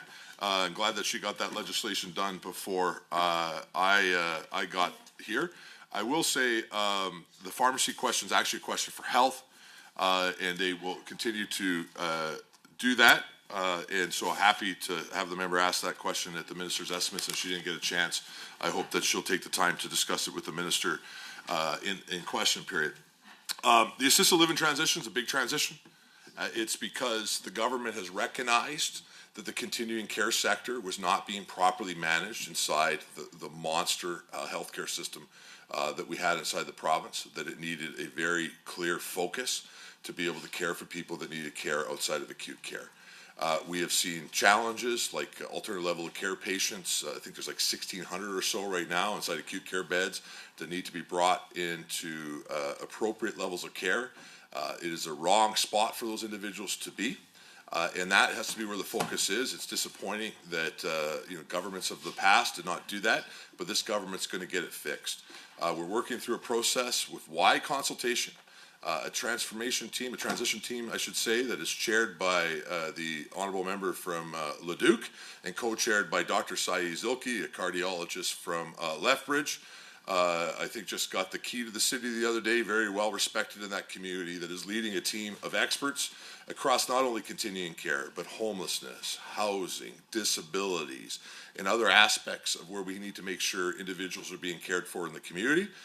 April 1st will be the legal start date of assisted living in Alberta, and you will see us begin to systematically change the system to be able to make sure that it's caring for the people that are in it. And most importantly, the number one job is to make sure people are in the place that they deserve care.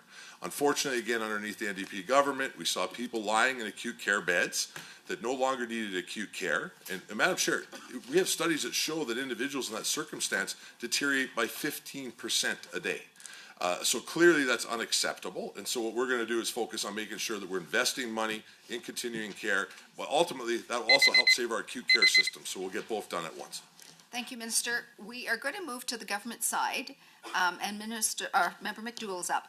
But after this exchange is done, I think we'll take our break, if that's agreeable to everyone. Okay, please proceed.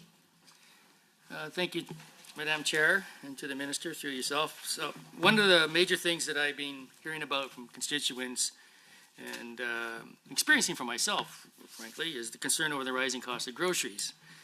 And, one of the things that concerns me, because it obviously is going to impact many people that your department is being cared for, or the Minister's department is being cared for, is these increased prices.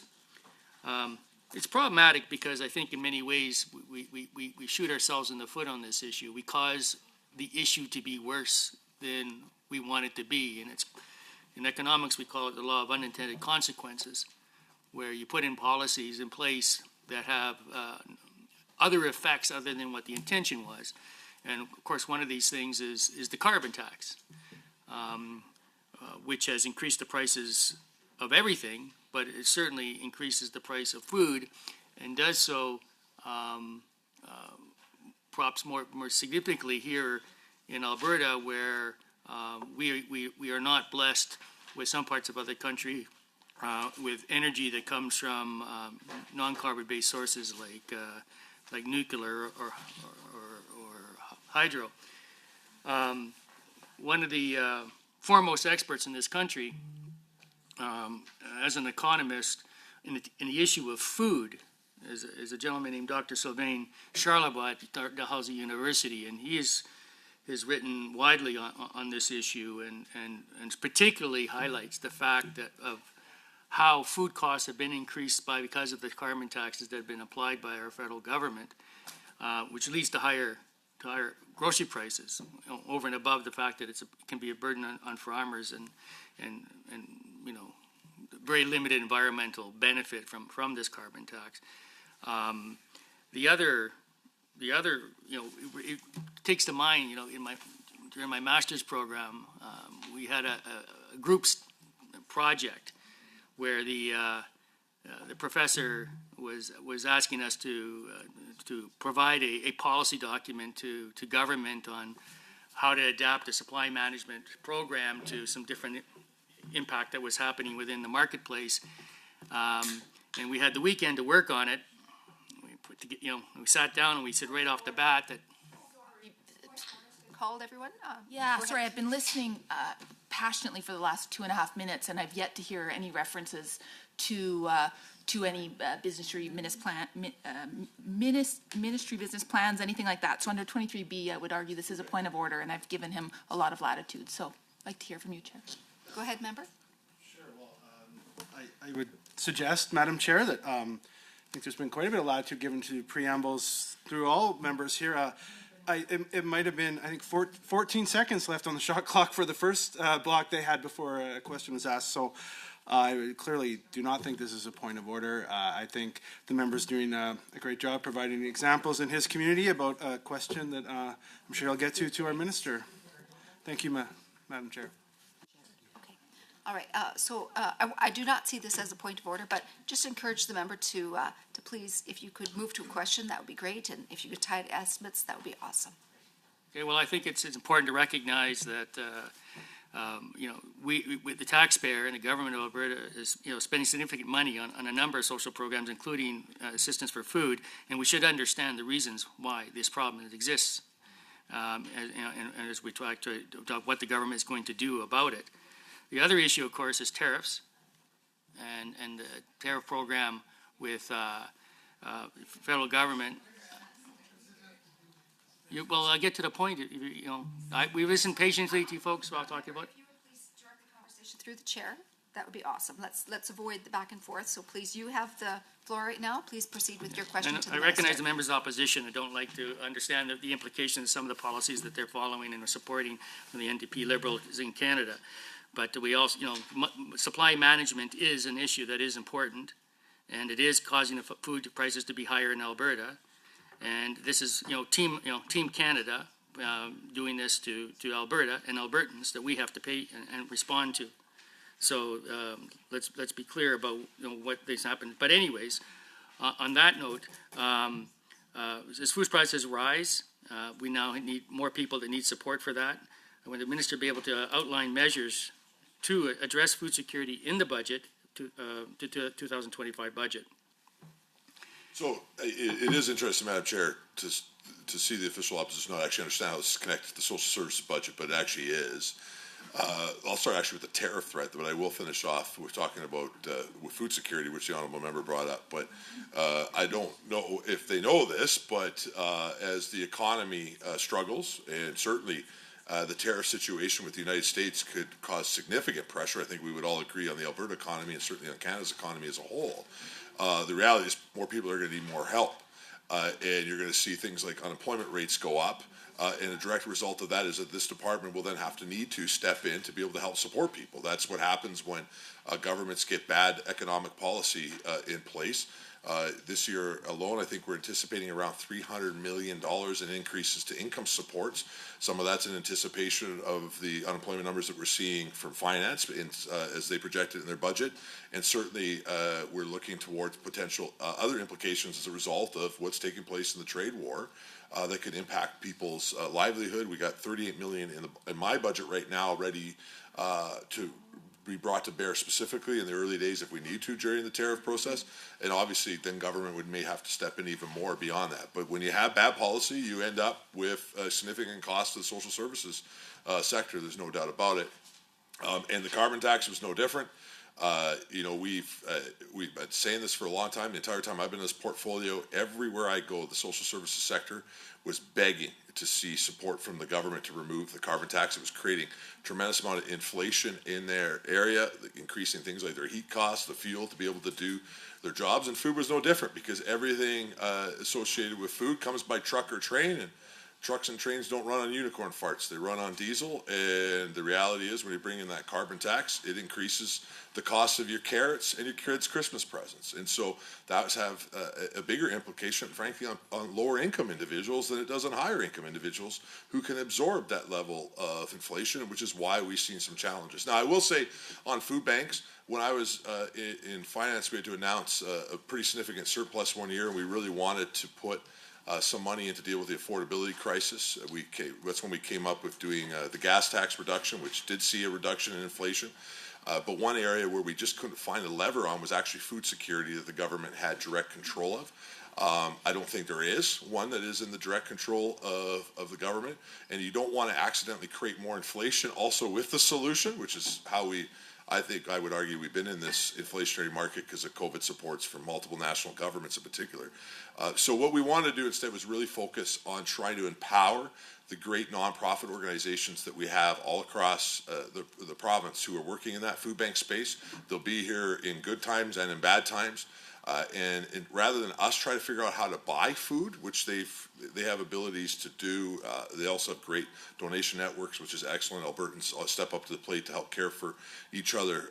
It's something we should be proud of, but was to be able to make sure that we're investing that money more targeted in helping those food banks build capacity. And so over the last little bit, we've invested in 113 member food banks with our investments. We'll be doing similar type of investments this year with a large focus on things like fridge capacity, building places for their volunteers to work out of, some stuff as simple as shelves and different infrastructure that those communities might need, which has really been our focus. It's just how do we empower those individuals to do the work that they're trying to do inside the community.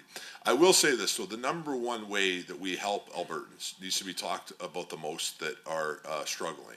And it is the biggest job of this ministry. It's the biggest job from a numbers perspective, and it's certainly the biggest job in many ways from an operational perspective. And that is the billions of dollars that we invest in income supports. The fastest way that we can help individuals is through that. And so we're getting money into their bank accounts while they face the challenges that they're facing so they can pay their rent, buy their food, feed their kids, and then hopefully through other programs that we have in the ministry, move things forward. And this ministry this year is going to invest, I have to sit down and try to calculate it all, but I bet you it would be in the neighborhood of $6+ billion in exactly that. And that has to be the number one focus that we have, because that's what's having the biggest impact on people that are facing those challenges. And again, when governments make bad policies, whether it's carbon tax or bad tariff policies, or chasing all the investment out of the province, like we saw between 2015 and 2019, people lose their jobs, people suffer as a result of that. And because of that, we make sure that we have programs here to be able to invest in. But if we want to lower those costs, we got to make sure governments stop making silly mistakes like we've seen with the federal NDP coalition around carbon taxes, or the Alberta provincial NDP when they brought in their carbon tax between 2015 and 2019. Thank you, Minister. We'll move over to the official opposition. Oh, sorry, break time. 5 minutes, everyone.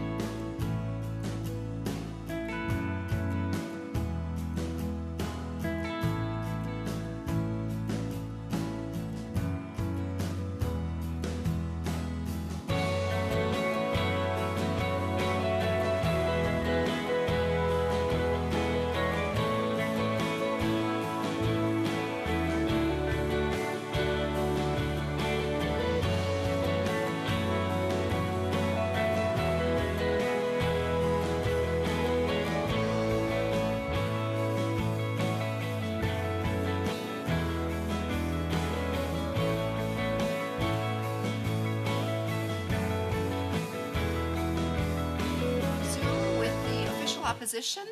And who is up next? You're going to go ahead. Please proceed. Okay, awesome. Okay, I'd like to turn now to affordable housing and the social housing stock. So on page 97 of the fiscal plan, it shows that capital funding will build 6,300 new affordable housing units over the next 3 years, adding to their already built 3,300 units since 2021, which is a total of about 9,600 by my math, which gets the ministry on their way to their goal of 13,000. The remaining units required will be about 3,400, and we see that on the fiscal plan on page 97.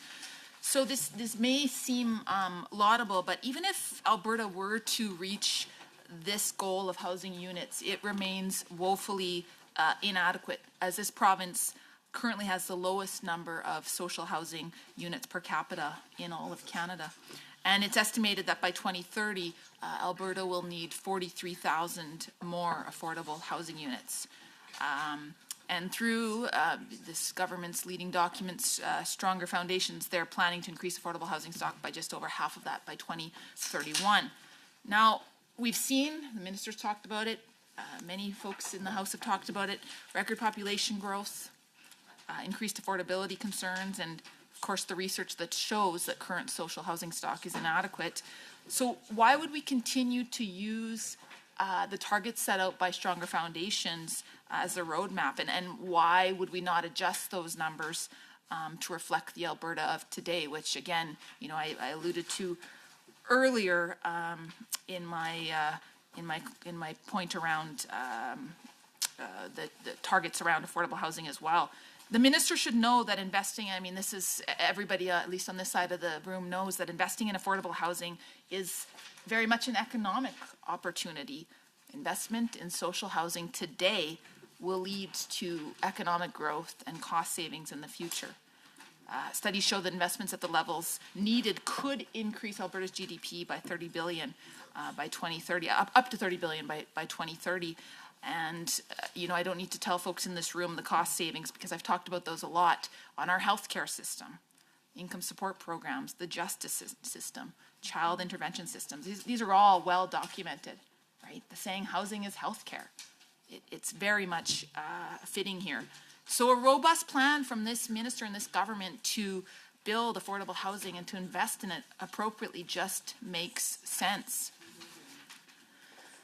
So let's talk a little bit about the increase in funding for the Alberta Social Housing Corporation. And there's also some, I've seen, and it was talked about a little bit earlier, the piece around in the Indigenous Housing Capital Program as well. I would just like the minister to break down the $250 million increase to the Affordable Housing Partnership Program. And the one thing I'm not sure about is why in the Indigenous Housing Capital Program, why it was budgeted at 25 million, yet only spent 8 million. So if the minister can just outline that for me. Now, we talked a lot earlier, actually in the previous session, about the conditions of the affordable housing units. And as outlined on page 167 to 168 of the fiscal plan, the Auditor General noted that the UCP stopped tracking and stopped reporting the amount of deferred maintenance, amount of renewal dollars, and there's no priority system in place for how they approve maintenance projects. And many folks, including myself, rang alarm bells about this when the Auditor General released his report in November. He noted that those affordable housing units, they need to be around a long time. Like our vehicles, like our own homes, we need to maintain them. They will serve Albertans much, much longer if we maintain them. And he noted, which I very much appreciated, the impact on the real people affected by deferred maintenance. People that I hear from who live in my riding of Edmonton Highlands, Norwood, people who live with poor ventilation, mold, bugs, extreme temperature fluctuations. These folks deserve so much better than what they're getting from this UCP government. The business plan does mention continuing to enhance a long-term maintenance and renewal strategy for affordable housing properties, yet we still see no concrete plans that include any metrics, any sort of performance measures, and again, any sort of outlined maintenance strategy. And this is, like I said, this is incredibly alarming when this government has said it's a key priority, yet they're not willing to address it at all. So I have a number of other questions that I continue along along this line.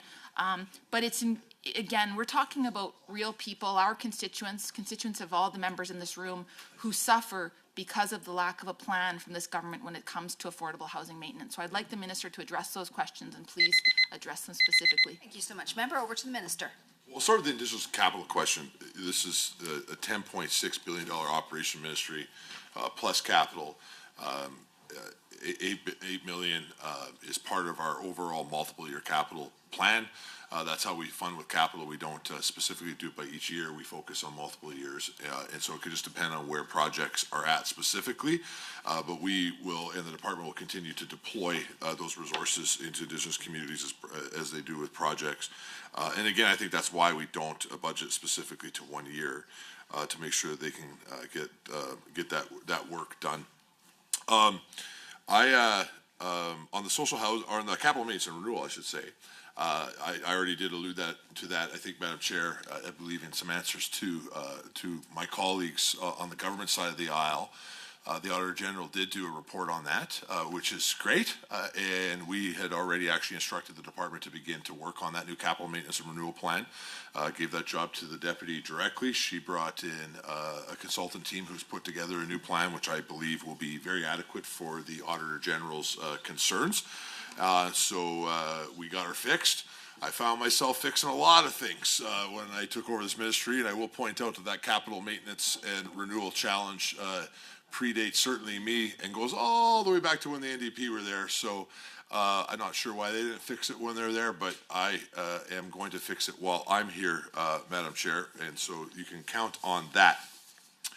The honourable member asked about the overall capital investment in housing. I think for a couple things, I think she's not taking the time to point out, in addition to direct investments in affordable capital, like builds on the new unit side, which can happen through capital investments by our department and capital grants that we're giving out to our nonprofit partners to get to that level. Is that it's not just new builds that can get us to that number. There are two other areas that I think that we need to significantly focus on. First is options that don't include building. And so we do see investments taking place, which we've already discussed with our time here together, around rent supplements, for example, which then create existing units and help make those existing units into an affordable unit through rent supplements without having to build. Now, there's diminishing return at some point on that as a tool, but certainly a tool that the department uses and will continue to use significantly as we work on that. And then second is actually the overall capacity in the system. We talked earlier today, the NDP just really struggled to understand that the issue on housing right now in Alberta is capacity. And more units that get built, the more affordable housing that we create just from being able to make sure we restore affordability back to our market. And so the department has to focus on both sides of that file. There's no solution to this just focusing on one side of the file. If you focus just on affordable housing and you don't deal with the capacity inside the file and inside the market, you're never ever going to get there. The price per unit will continue to be driven up, even on the affordable side, and you will not create it. And that is why we have focused on all of those issues: rent supplement, building affordable housing units, capital maintenance or renewal dollars, bringing units that were offline to be back online to make sure that they can be part of that process. And of course, the tremendous work that has taken place in the province on building capacity. You know, again, I'll stress this: there's very few things, this will not surprise the official opposition, that the United Conservative government in Alberta would agree with the federal government on. What we did agree on, though, is the housing challenge the last couple of years was capacity, which is why you did not see the federal government coming to town even trying to build affordable housing units. They were laser focused on restoring capacity to the market in Canada. I think that they probably have failed in most other jurisdictions because they took the wrong approach from my perspective. But in Alberta, they certainly have not failed, which is why we have seen the numbers on that side of the file take place. So we have thousands of new affordable units coming online. We have tens of thousands of market units coming online in the province. We have Indigenous units coming online. We're investing in rent supplements. We're investing in that capacity all across the housing sector. It's why CMHC continues to say that we're the only shining beacon here in the country when it comes to housing. I think it's something that all Albertans should be proud of, because it certainly was them who got it done. And rest assured, we're going to continue to focus on that, and we will continue to see significantly more take place. Lastly, I don't think the numbers that the honourable member is referring to also continue the large investment on the healthcare side of things in continuing care, long-term care spaces, which also have an impact on social housing, and have thousands of new units that will be working through that process. And so part of the niceness of merging this together is we'll be able to communicate all those capacity issues at once and make sure that we're headed towards the right direction. But so far, we're exceeding our expectations in Alberta. Thank you, Minister. Back now over to the government side, and I believe it's Member Lunty. Well, thank you so much, Madam Chair. Minister, I know you've been able to touch on the new sector responsibility for continuing care that is part of your ministry. Of course, I believe that's referred to on page 143 of the business plan at a minimum when it talks about what this is going to mean for your ministry. My colleague from Drayton Valley, Devon, was just in the middle of talking about an integrated approach to continuing care. So I think it's really important that we give you the chance to make some comments on that, Minister, and to maybe talk about what you think, Assisted Living Alberta, how they're going to be able to take advantage of that integrated approach. I think it's something that the sector is very much looking forward to.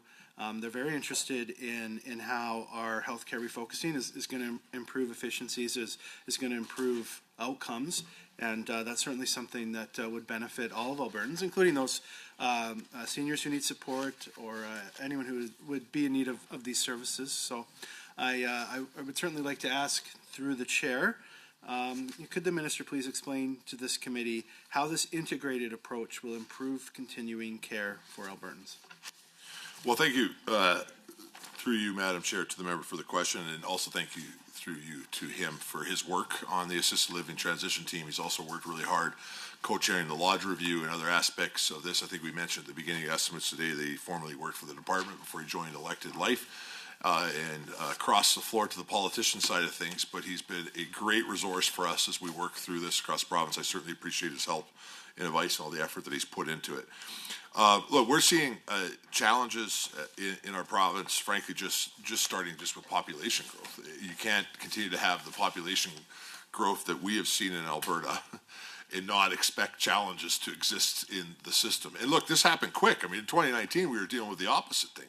We had too many units in Calgary. We looked at the largest price decrease in energy resources in the history of the world. That was all before COVID, and so it was headed in a different trajectory. It changed quick, which is great news for Alberta that we got ourselves back on track, but that does come with pressures throughout the system, healthcare, of course, but also other aspects of the social services system. And of course, it comes with pretty significant pressure on the senior side of the space. Though I want to stress seniors are not the only part of continuing care and assisted living, which I know the member knows, but they're certainly a big part of it.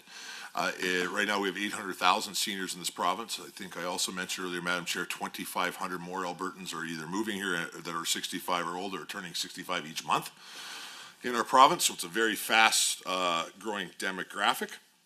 The demand for continuing services over the next 10 years, I believe, is anticipated to grow by 80%, showing that there needs to be a tremendous amount of focus on that challenge, or we're going to find ourselves, frankly, probably in some of the similar situation we found in housing as a result of what was taking place there. We also, at the same time, though, the government was concerned that there are other individuals and other people in the community that need help from the continuing care system beyond just seniors, particularly those who are facing homelessness, different type of vulnerable populations, certain aspects of the disability community who have not been well served by the current healthcare system because of just the way that it's designed. And we wanted to make sure that we are creating a health agency, a health organization that is focused on health being part of the equation and providing appropriate health supports, but also recognizing that at the end of the day, continuing care is about building community. It's about housing. It's about transportation. It's about making sure that wraparound supports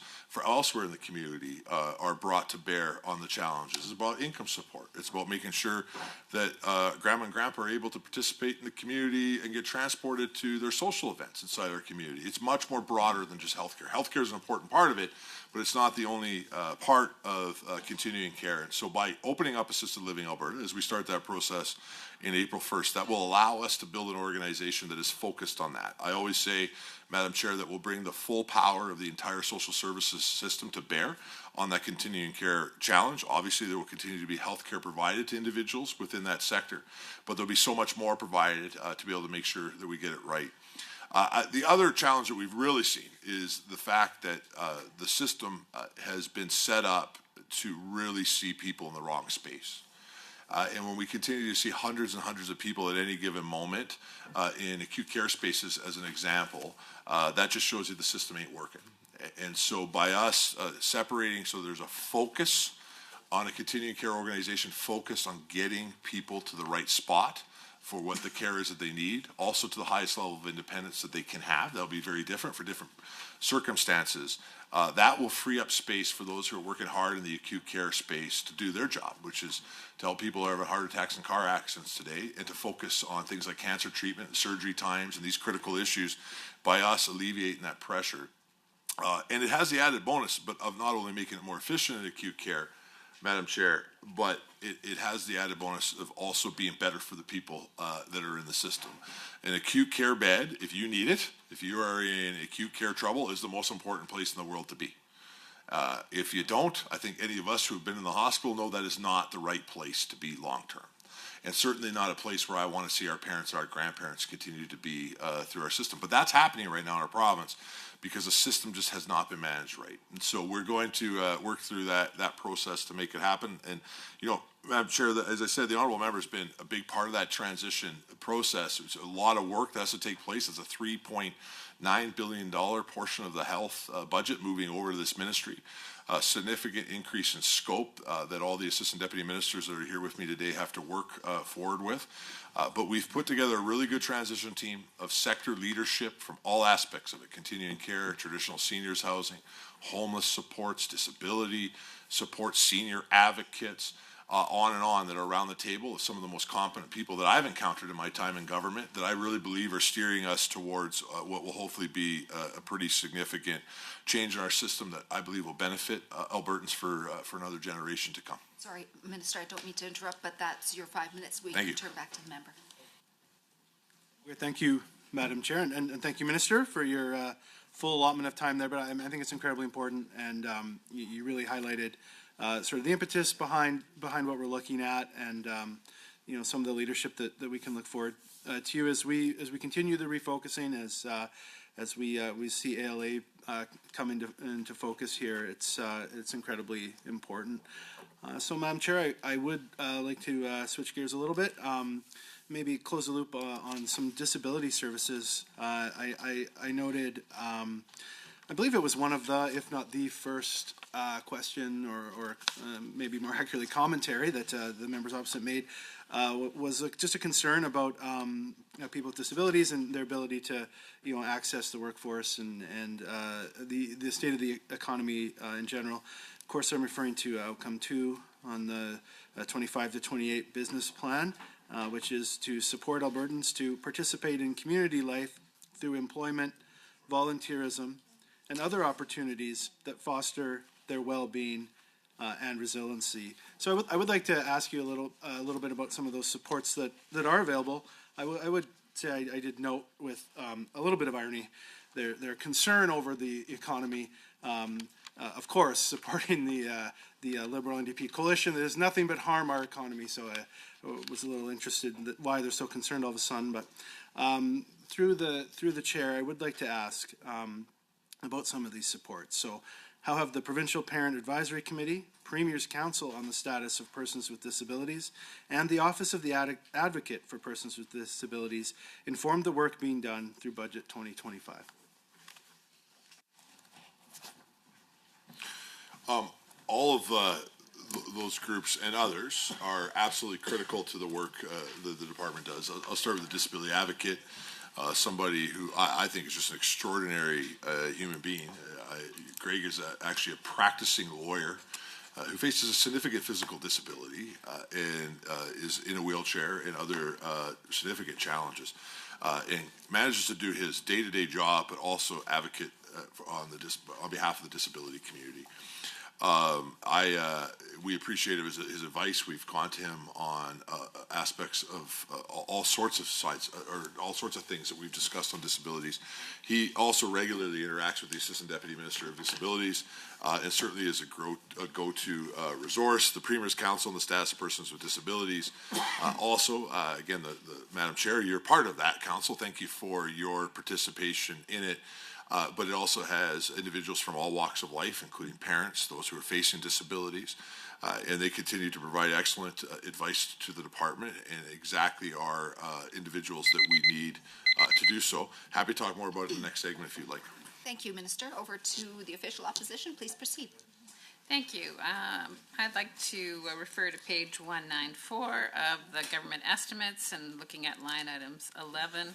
So I'm going to continue asking questions about the continuing care system, facilities. So I was beginning to talk last block about workforce issues, and we know that that's a significant issue within the continuing care system and a very important one because, of course, to be able to support vulnerable seniors, you need to have a stable workforce.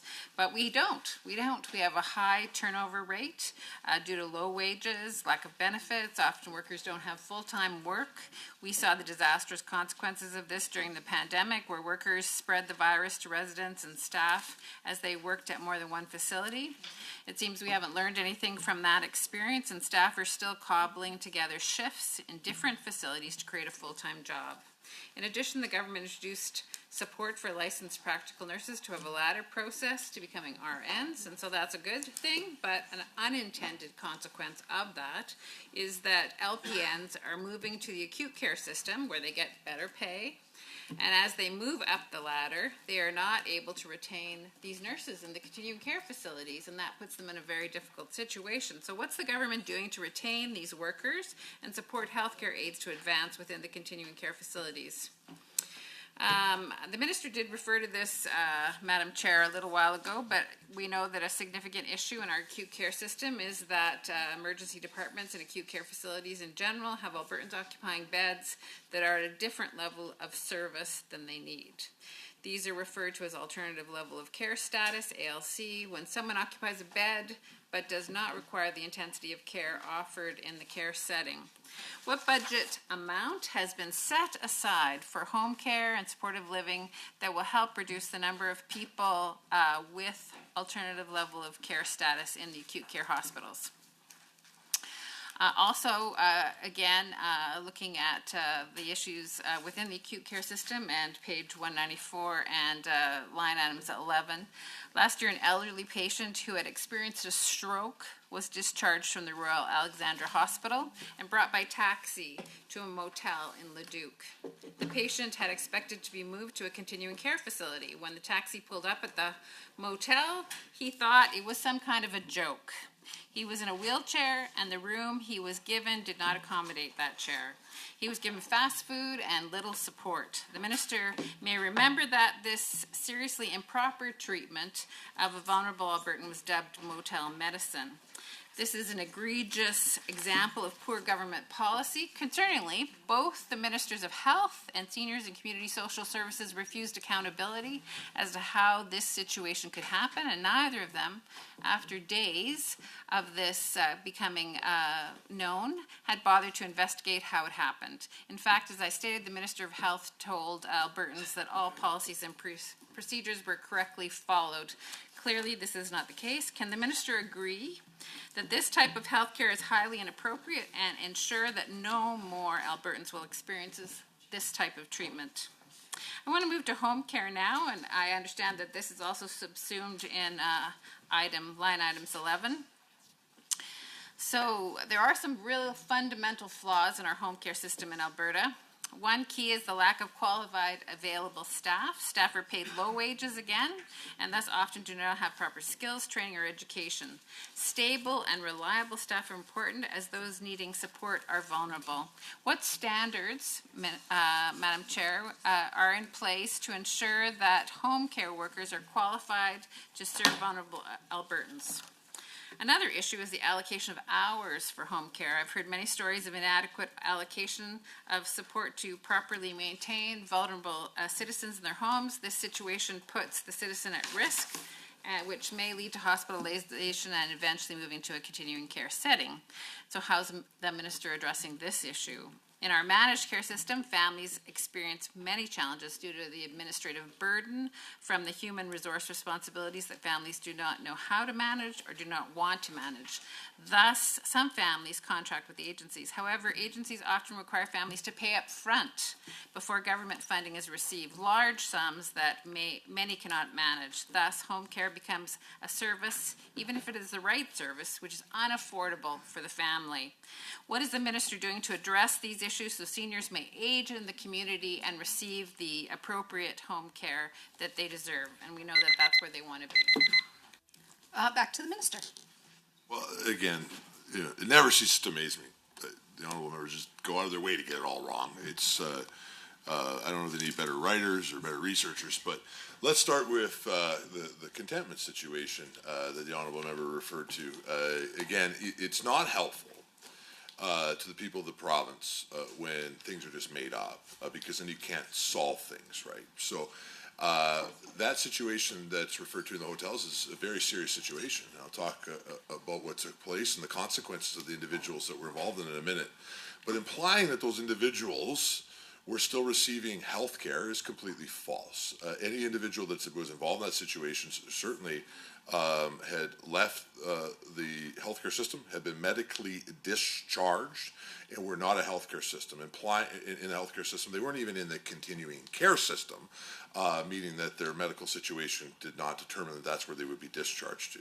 Now, unfortunately, there was a provider who was taking individuals' money who should not have been, and we have moved forward with a pretty serious investigation in regards to that, which I will talk about in a minute. But I think it's important that we stress that.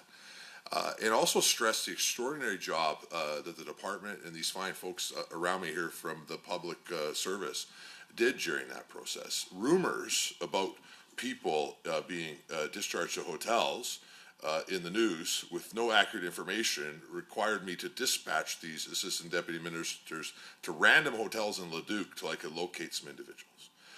And then what was determined is that those individuals, many of them on AISH in PDD and other programs, of which that money is provided to those individuals and their family for their care, made a decision to hire this organization and then to move into those apartments. Those individuals, again, not contracted by the government, not associated with government continuing care, no licensing aspect that it would be associated in government, no different than any one of us who could choose to go and hire an organization, were taken advantage of by a very bad actor who bizarrely moved them into one hotel, not only one hotel, two hotels. And my team dispatched quickly, stabilized that situation, made sure those people were cared for and that they were all back in their apartments. None of them were part of the acute care system. They had all been discharged. That's absolutely false. Now, what is true, though, is that provider was taking money from those individuals and appears to not have been providing the services that they should have. And so we triggered multiple investigations, and we, Madam Chair, are now suing that provider, the Alberta government, to recoup the money that was taken from those individuals. And the Edmonton Police Service has now filed charges against people involved in that for taking away individuals' money and what that looks like. We'll let that play through the court system.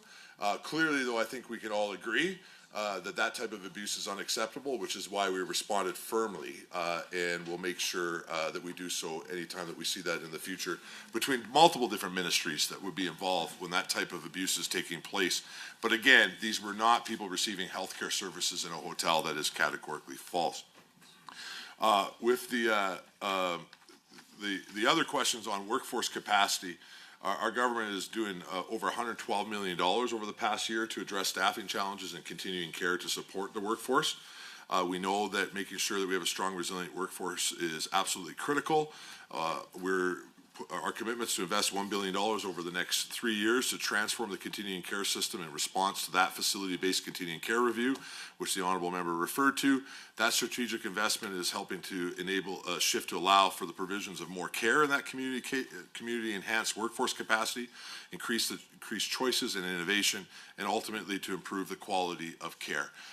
And I would add to this, the other aspect of this is that we've made as a government a decision that this ministry, and currently me as minister, but future ministers also sit on the collective bargaining cabinet committee process with the finance minister to be able to make sure that we're articulating both the challenges from a public sector perspective that overlap with our ministry, but also articulating the challenges to both our ministry from not the public sector or from not a collective bargaining perspective, but as well to our great nonprofit partners and other organizations that are working with us, because that voice has often not been heard during those negotiations, and it has a tremendous impact on the thousands of providers that we work with.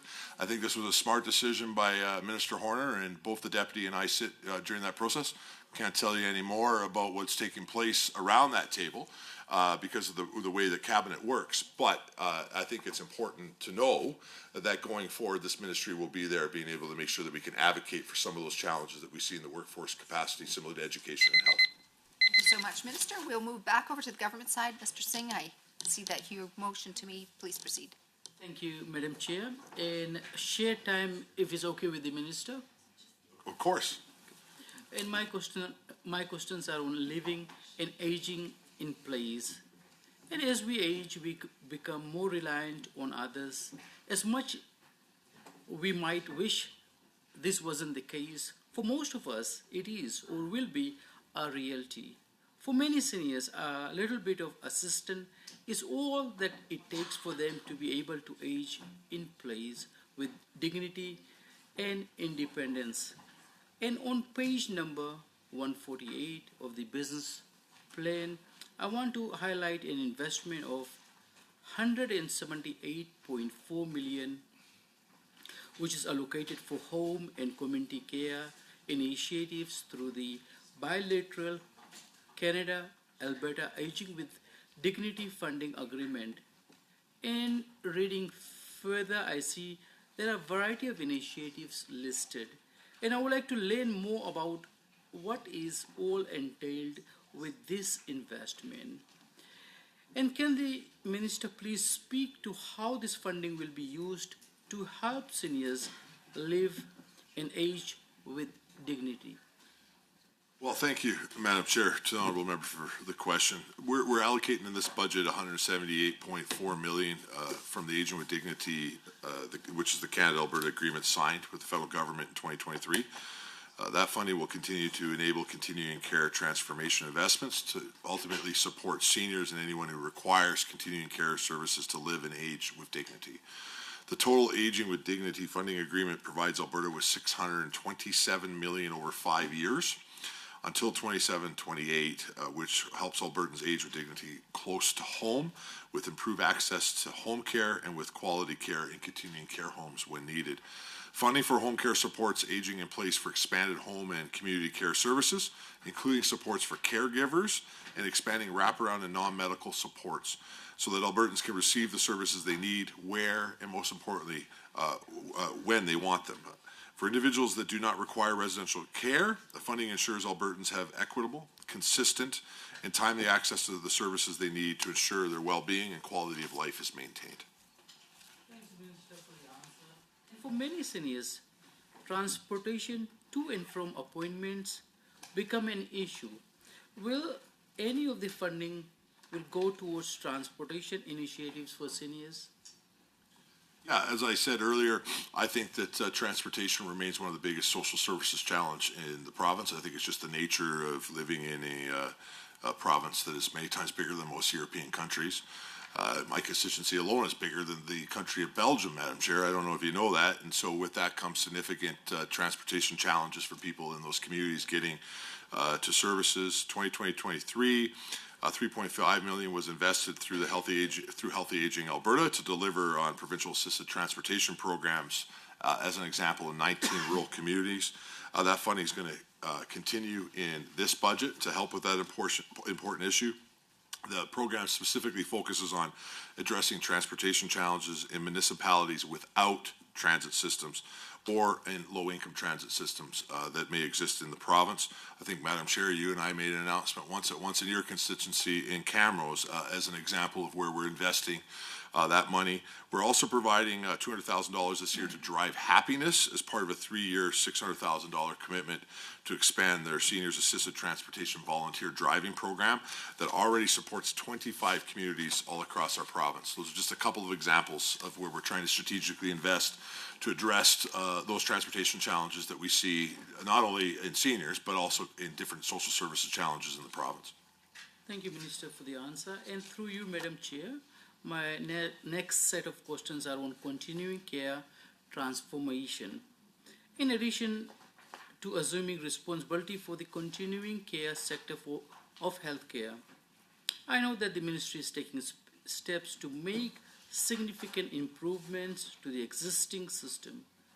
Under outcome 3 on page number 147 of the business plan, key objective 3.1 entails modernizing and transforming the continuing care system to improve quality of care, increase choice and innovation, and shift to enable provision of more care in the community and support the continuing care workforce. I can only assume that such significant transformation will require investment. And can the minister please tell this committee how much funding is being dedicated to the transformation of the continuing care system and how this transformation is being accomplished through budget 2025? Well, the number, Madam Chair, is significant. Budget 2025 continues the 3-year strategic investment of more than $1 billion, which started last fiscal year to transform the overall continuing care system. That continuing care transformation focuses on efforts to enable first a shift to more care in the community by investing in community-based services to support and ensure that Albertans are getting the care where they need it. Enhanced as well, or also focusing on enhancing workforce capacity to provide continuing care now and ultimately into the future, and also increasing choices available for Albertans to be able to decide where they want to be and where is best for them or for their family members, as well as encouraging innovation amongst our continuing care providers to be able to accommodate that. And then a real big focus on improving quality of care across the continuing care system. As part of this budget, the province is also allocating $397.9 million to continuing care transformation and $178.4 million from Aging with Dignity to the continuing care transformation of the entire system. The Aging with Dignity funding includes home care and continuing care home funding, as well as funding that Alberta is forecasting to receive through a pending amendment for additional funding towards healthcare aides and related professionals in this space, which hopefully we'll have more to say about during this fiscal year. Thanks, Minister. And as we know, the task of caring for a loved one can be very time-consuming and stressful endeavor. Can the Minister please speak to what is being done through Budget 2025 to support the continuing care workforce, including supports for family and community members providing care? One of the big areas that we're focusing on in this budget, in this space, is efforts to address continuing care staffing challenges and support caregivers, which includes actually increasing funding for healthcare aides in particular, and investing in supports for healthcare aides who are training to work ultimately in continuing care to support. We are also bringing forward efforts that are going to focus on expanding programs and services available to caregivers, including effort on respite supports, as well as education and awareness to support caregivers. I've spent the last 2 years of my life being a caregiver for a family member who's been through a pretty traumatic medical situation. So I certainly do appreciate the enormous stress on those caregivers, both professional caregivers, but as well as family who need to support the individual going through circumstances like that. Thank you, Minister, for the answer. And through you, Madam Chair, my next set of questions is on fetal alcohol spectrum disorder. Now, I would like to talk about supports for the individuals and families impacted by fetal alcohol spectrum disorder, or FASD. And looking through the main estimates, I see that funding has increased to just over 27.6 million per line 4.6 on page number 193. Reading the description, this funding is provided to fetal alcohol spectrum disorder service networks to provide a continuum of coordinated services to meet the needs of those living with FASD and their caregivers. And could the Minister please outline how the funding through Budget 2025 will work to support individuals and their families who are impacted by fetal alcohol spectrum disorder in Alberta? Madam Chair, a really important topic with a lot taking place in the department. I hope maybe during the next block the member will quickly revisit so we could fully give him the answer that it deserves. With the 30 seconds, though, I do have left in this block, I will say that in Budget 2025, the ministry is providing $27.6 million in funding to provide a continuum of coordinated services that meet the needs of those living with FASD and their caregivers. That funding ultimately ensures continuity of supports through the network, including $2.4 million annually to maintain wage increases for frontline FASD workers. All right, thank you so much, Minister. We'll go over to the official opposition. Please proceed, member. I'd like to return to my concerns that I was raising earlier about deferred maintenance of affordable housing and the grave concerns as well that the Auditor General raised in November. So detailed reports regarding the condition of social housing stock used to be included within annual reports. The last report where that is the case is from 2021-2022. And in that annual report, it was noted that there was already at that time $1 billion in deferred maintenance. And this leads us to believe that the minister, or the government, I should say, has known for years that this is indeed a significant concern, but did nothing, if anything, to act. So we do know that the ministry responded in Budget 2025 saying they're aware of the recommendation, and the same recommendation had been made to them as well in 2022. So why has it taken the ministry so long to implement some kind of reporting mechanism when it comes to affordable housing stock in this province? As I said earlier, we're talking about the homes of Albertans that they live in right now that are deemed to be unsafe. So very clearly, has the ministry established facility condition information, performance measures? Have they established oversight processes for addressing the critical and urgent health and safety concerns I outlined earlier that are identified in the Auditor General's report? And if yes, well, where can we find that information? And if not, what is the minister doing, and how is his ministry determining which housing stock is being prioritized for maintenance? And my colleague from St. Albert here actually flagged for me an important issue as well, and that's between this issue and accessible housing. Last year's budget estimates, the minister actually stated that there are 5,000 barrier-free affordable housing units. And I know firsthand, my colleague beside me does, the need for affordable, accessible housing. And in fact, the member for Calgary-Klein and I had the opportunity, a couple months ago, not that long ago, to tour Accessible Housing Calgary and got to see firsthand just how critical these units are. And so to the minister, if this number, through the chair, of course, if this number of units remains 5,000, we'd like to know how many of those 5,000 units are uninhabitable because of deferred maintenance. How many of those 5,000 barrier-free units are more than 25 years old? Because of course standards change, which we would know more about if we had accessibility legislation in this province.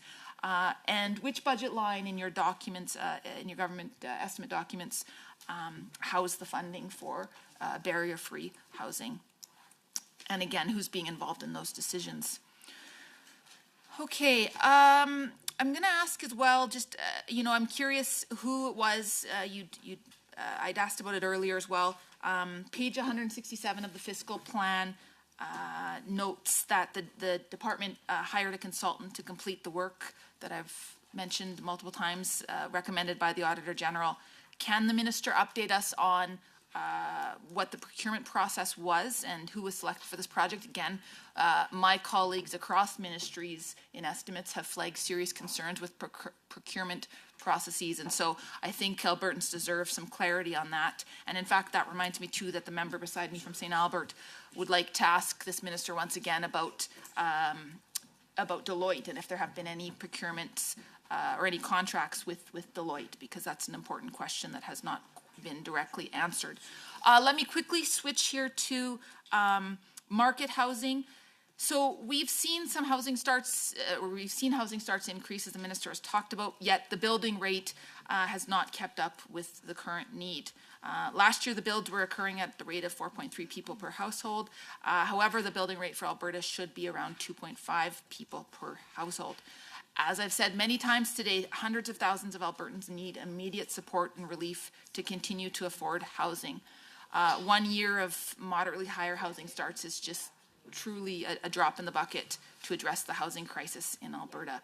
And one of the concerns is that when this minister talks about housing starts, he's focused on market housing. He's not talking about any sort of increase in supply for low-income folks. So it's really important that he needs to acknowledge that these gains don't benefit all Albertans who are in need of housing. And in fact, in Edmonton, it's estimated alone that here in Edmonton, since 2011, for every 1 unit of non-subsidized affordable housing built, the city has lost 5. And so it's incredibly concerning when the minister, floats these numbers around, but doesn't consider that low-income folks are being left out of the equation. And so I'd also like to ask what the minister and the ministry is doing to address the extremely low vacancy rate of affordable housing units. How is he planning to address affordable housing? Thank you so much. We'll move over to the minister for his response. Well, first, let's just start off with what we inherited from that member's party. Again, wait lists for affordable housing up by 76% while the NDP was in power. The former minister who's at the committee today didn't build one affordable housing unit during that period of time at all. And then along comes our government who has been doing nothing but building housing, both on the attainable side and on the affordable side. I know my government colleagues here have heard the numbers over and over and over. I'm happy to continue to talk about the enormous investment on both sides of the file. Since 2019, Alberta's government's invested $851.3 million to build 5,282 units and 899 shelter spaces. This includes projects that we've committed to that are in progress and that are complete. We committed to 1,191 housing units. That's about $150 million. We have 470 other housing units in place, which is $86 million. We also have 3,621 housing units for $615.8 million that are complete. Madam Chair, large increase from zero and affordable housing wait lists going up by 76%. Underneath this government leadership, and it's growing, we've increased affordable housing capacity by 40% at the same time as restoring stability to our market, which ultimately restores affordability at a much larger rate. We've discussed this ad nauseum today, the fact that the NDP can't seem to understand that and wants to continue to adopt market-killing socialist policies like rent control that have devastated places like Toronto or Vancouver. Madam Chair, in the last year, there's been newspaper stories of people commuting from Vancouver or from Calgary to Vancouver to work and go to school because they couldn't afford their housing. And so we're not going to adopt the NDP's plan that would bring in catastrophic housing conditions like you've seen in places like Toronto and Vancouver. Happy to continue to list the tens of thousands of projects that are taking place across the province. On capital maintenance and renewal, we've talked about it already a lot. I'm happy to get the ADM to expand upon it. All that work is done. He's done an excellent job, so I'll cue him up to do that in just a second. I already reiterated that on a different issue, the National Building Code, the 2019 Alberta edition, all projects funded in whole or in part by the government of Alberta are to include at least 10% of new units that are barrier-free, which is what has to take place in our province. The Assistant Deputy Minister of Housing confirms that is what is taking place in our province, which is excellent. And what we're going to continue to do. But specifically on capital maintenance and renewal, there was a question about Deloitte. At the time that it was asked by the honorable member, it was, I think, in regards to, I feel like it was the navigation center, but it might have been wrong. I did check with my officials. I mean, my department has thousands and thousands of contracts, but it sounds like we have two Deloitte contracts, none of which have anything to do with the topic that we're on at the moment. And I'll turn over to ADM Williams to talk about the great work he's been doing on capital maintenance and renewal, in addition to saving the entire housing sector in the province. I think he deserves a tremendous amount of credit. Go ahead, ADM Williams. You got a minute and 33 seconds. Excellent. Thank you, Minister, and to the honorable member through the chair. We, in Stronger Foundations in 2021, put one of the commitments there, number 5.4, I believe, under the strategy, was to complete a operational and a maintenance strategy that was scheduled for implementation starting in 2024. In 2024, we worked through a public procurement process, an RFP process, and engaged KPMG to help us with that work. That work is ongoing, including consultations with housing providers as to how best to move through and address some of the recommendations from the Auditor General, in addition to do the long-term maintenance work. We have budget 25 provides $6.8 million to help us implement the affordable housing strategy, which would include some funding towards doing the facility condition assessments that have been ongoing, and work has been accelerated over the last year in order to get those done. Part of the work that we've asked KPMG to do is to help work on us come up with a proper performance measure, because the facility condition index measure in and of itself was not necessarily an appropriate one that didn't measure the usability of the assets. A lot of it had to do with a mathematical formula that talked about, that had to do with the replacement value of the asset versus the value of the asset, but it didn't actually talk about the usability of the asset. So to get to the question around how useful is the affordable housing asset, we really wanted to take a better look so that a measure that we could. Sorry, the time goes by so quickly. We'll move over now to the government side. Member Johnson. Thank you, Madam Chair. And again, through you to the Minister and for his staff, thank you for all the hard work that you have done in preparing for this and what you do all year long. If it's okay with the Minister, I would like to pick up where my colleague left off with fetal alcohol spectrum disorder. And I would say this is one that is rather special to me. I don't know if special is the right word, but one that I take very seriously. And as a former registered nurse, I remember writing a paper on this during my time as a student nurse. It's very serious, and I'm really delighted to see that this is getting attention, that it is being addressed. And so if we could come back to perhaps where my colleague had left off there, talking about the 27.6 million on line 4.6 of page number 193. In the main estimates, reading the description of this, the funding is provided to fetal alcohol spectrum disorder service networks to provide a continuum of coordinated services to meet the needs of those living with FASD and their caregivers. So could the Minister maybe outline how this funding really does work to support individuals, maybe expound upon that, where this is going, how it goes to their families who are impacted by fetal alcohol spectrum disorder in Alberta, and then what initiatives are taking place to advance supports for individuals with FASD? Yeah, thanks for that, Madam Chair. First off, as we were saying just before we switched blocks, just to reiterate, the budget this year has $27.6 million of funding to provide that continuum of coordinated services that we hope will meet the needs of those living with FASD and their caregivers. And that funding ensures that we continue support through those networks of including 2.4 million annually to maintain wage increases for frontline FASD workers. Look, we're working, Madam Chair, in the department on a strategic plan. I should say not just us, it's a cross-ministerial advisory coordination committee that is in a process of a 3-year plan between 2024 and 2027. So we're in the second year of our 3-year plan with the budget that we're talking about. This includes 10 government departments and agencies. They're working to make sure that stakeholders are able to monitor the progress of that process, to continue to exchange information and best practices, and to strategically align resources across ministries to achieve that shared objective on this important file. Programming is tailored by the FASD service networks depending on their respective communities and needs. Examples, though, Madam Chair, of specialized programming include Lakeland FASD Network Second Floor Women's Recovery Center, which provides residential addiction treatment for up to 28 women annually who are pregnant or at risk of becoming pregnant, as well as the South Alberta FASD Network, which is partnered with the Lethbridge Police Service to provide support for up to 15 youth annually to support high-risk youth that are involved with the justice system. The FASD Youth Justice Officer supports 37 youth, Madam Chair, with shorter-term interventions, making referrals to agencies and response to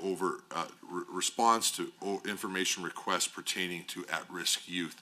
Those are just a couple examples of that process. I think it's, again, important to stress that it's a cross-ministerial approach. And not only that we're working with multiple government agencies and outside of government agencies to make sure that we're working together. As I found for most of the things in this file, Madam Chair, that's the best way to get her done. I do also just want to also reiterate what I think was a very good decision by the ministry to increase those wages for frontline FASD workers, something that we heard loud and clear from the sector needed to be done to be able to continue the important work that they're doing. Well, thank you, Madam Chair, through you to the Minister. And I see we're at the finish line here. We've got less than a half an hour left, and it's been a long day, and this is a heavy topic when we're talking about social services and the really heavy needs of Albertans and those who are most vulnerable in our province. So maybe I can switch up a little bit here and talk about something a little bit more fun, and that is dogs, specifically service dogs. So if you look at page number 193 of the main estimates regarding element 6.3, labeled as family and community safety, looking at the description on page number 191, I see that this item provides grant funding to municipalities and community-based organizations to provide community-centered services to Albertans. This is through the Civil Society Fund and the Service Dog Program. So to focus on the question of service dogs specifically, first, what portion of the funding for element 6.3 is allocated to the Service Dog Program? And what does this program do? And maybe more broadly, how are service dogs helpful to our Albertans? Well, first of all, everybody likes dogs. Though the member from Highwood Norwood, I think she likes cats more if you follow her Twitter account, but I don't think she's got any problems with dogs. I think the work that's taking place on service dogs with the department, and more importantly in the sector, is exciting stuff and for sure more fun to talk about than some of the topics that we have here. You probably saw my officials all excited when you started to talk about service dogs because of the work that's taking place in the department when it comes to service dogs. But I also think it's important to emphasize that while it's fun to talk about, it's absolutely critical. It's life-changing for different individuals who have been able to get access to service dogs, particularly people with visual impairments. But also with other areas where service dogs provide invaluable support. Our budget is going to maintain the investment that we have in service dogs, $400,000 for service dogs programs to help increase access to qualified service dogs. We're also, just recently, I signed a process that would change the minister's qualified list of service providers, bringing the total number of qualified service providers in the dog space in Alberta to 14. So adding on some critical trainers and organizations that provide dogs. I think the honourable member knows, Madam Chair, I raise bird dogs, and they're pretty smart, but they're not nearly as smart as these dogs, and I'm certainly not qualified to be able to train these dogs. It takes an exceptional trainer to be able to deliver that work, which is why we wanted to make sure that we increase that qualified list. We also have organizations on the qualified list and the ADI schools operating in Alberta who are eligible to apply for a service dog program grant. Organizations can apply for funding for the following activities. $6,000 a dog to partially subsidize the cost to produce and place a service dog. $150 an hour to provide pre-assessment training for owner-trained dogs. $350 with assessments to conduct service dog qualification assessments, I should say. The Service Dog Program grant may not cover the full cost to make a service dog available, but the full cost to produce a service dog ultimately is upwards of $25,000 to $35,000 per dog. But the Assisted Dog International School provide their dog without charge, and then there's an application fee and a process that works through the equipment. I should also point out that there's a lot of work done in this space in partnership with the Lions Group in particular. There's probably other major nonprofit organizations that partner to help create seeing eye dogs in particular for people that need them in Alberta. I've enjoyed learning about the service dog program in this ministry. I can tell you when I was Minister of Environment, we had the conservation dogs. Their job was very different, which was to find zebra mussels and chase invasive hogs. But the same thing, it's pretty incredible what the resource can do to be able to help people. So with that, Madam Chair, I'll check if the honourable members got a little bit more questions about dogs, because we'd be happy to talk about dogs all day. Well, thank you, Madam Chair, and through to the Minister. I did have a few extra questions. You've kind of touched on them already, and you were obviously anticipating what I was going to say, because you obviously love dogs too. So I will say these questions anyway. Maybe you can expound on them a little bit more fully. Dogs are great, and one of them is, how are they accredited? You touched on that. Is there more to that about how these dogs are accredited? Obviously not with your the dogs that you're raising. So how are they accredited? And then you did touch also on how Budget 25 is working to make it more affordable for people to get a certified service dog. 25 to 35K per dog is obviously not achievable for a lot of people. And you did touch on that. If you could expound a little bit more, how could somebody get one if they don't have those funds? Yeah, so the certification is done, I believe there's Dogs Assistance International, is ADI. My Assistant Deputy Minister of Preventive Services will send a note up if I'm wrong on that. But there is a qualification process, obviously, for that training. It's a high level of training. And we offset those expenses, make sure that we're creating training capacity in other areas in the dog space, as I alluded to earlier in our conversation. We're about to... That's ADI, I was right, turns out. 25, 26, real quick, because we're running out of time. The department's actually going to fund 33 dogs for $200,000, as well as 840 hours of training for 126,000 hours. And then the assessments, which is not a simple process, 215 assessments to be done for a total of $75,000. So again, a space that we continue to invest creatively in, and again, can have a real big impact on the Albertans that end up with those service dogs on their quality of life. Thank you so much. We're going to head over to the official opposition. Please proceed, member. Yeah, thank you. Correct the record, and I guess I'll be on page 194 of the government estimates, talking about housing, which is line item 9. So the minister, through you, Madam Chair, has presented some alternative facts for us. And I just want to clarify the record. When I was Minister of Seniors and Housing in the Notley government, $1.2 billion was invested in affordable housing.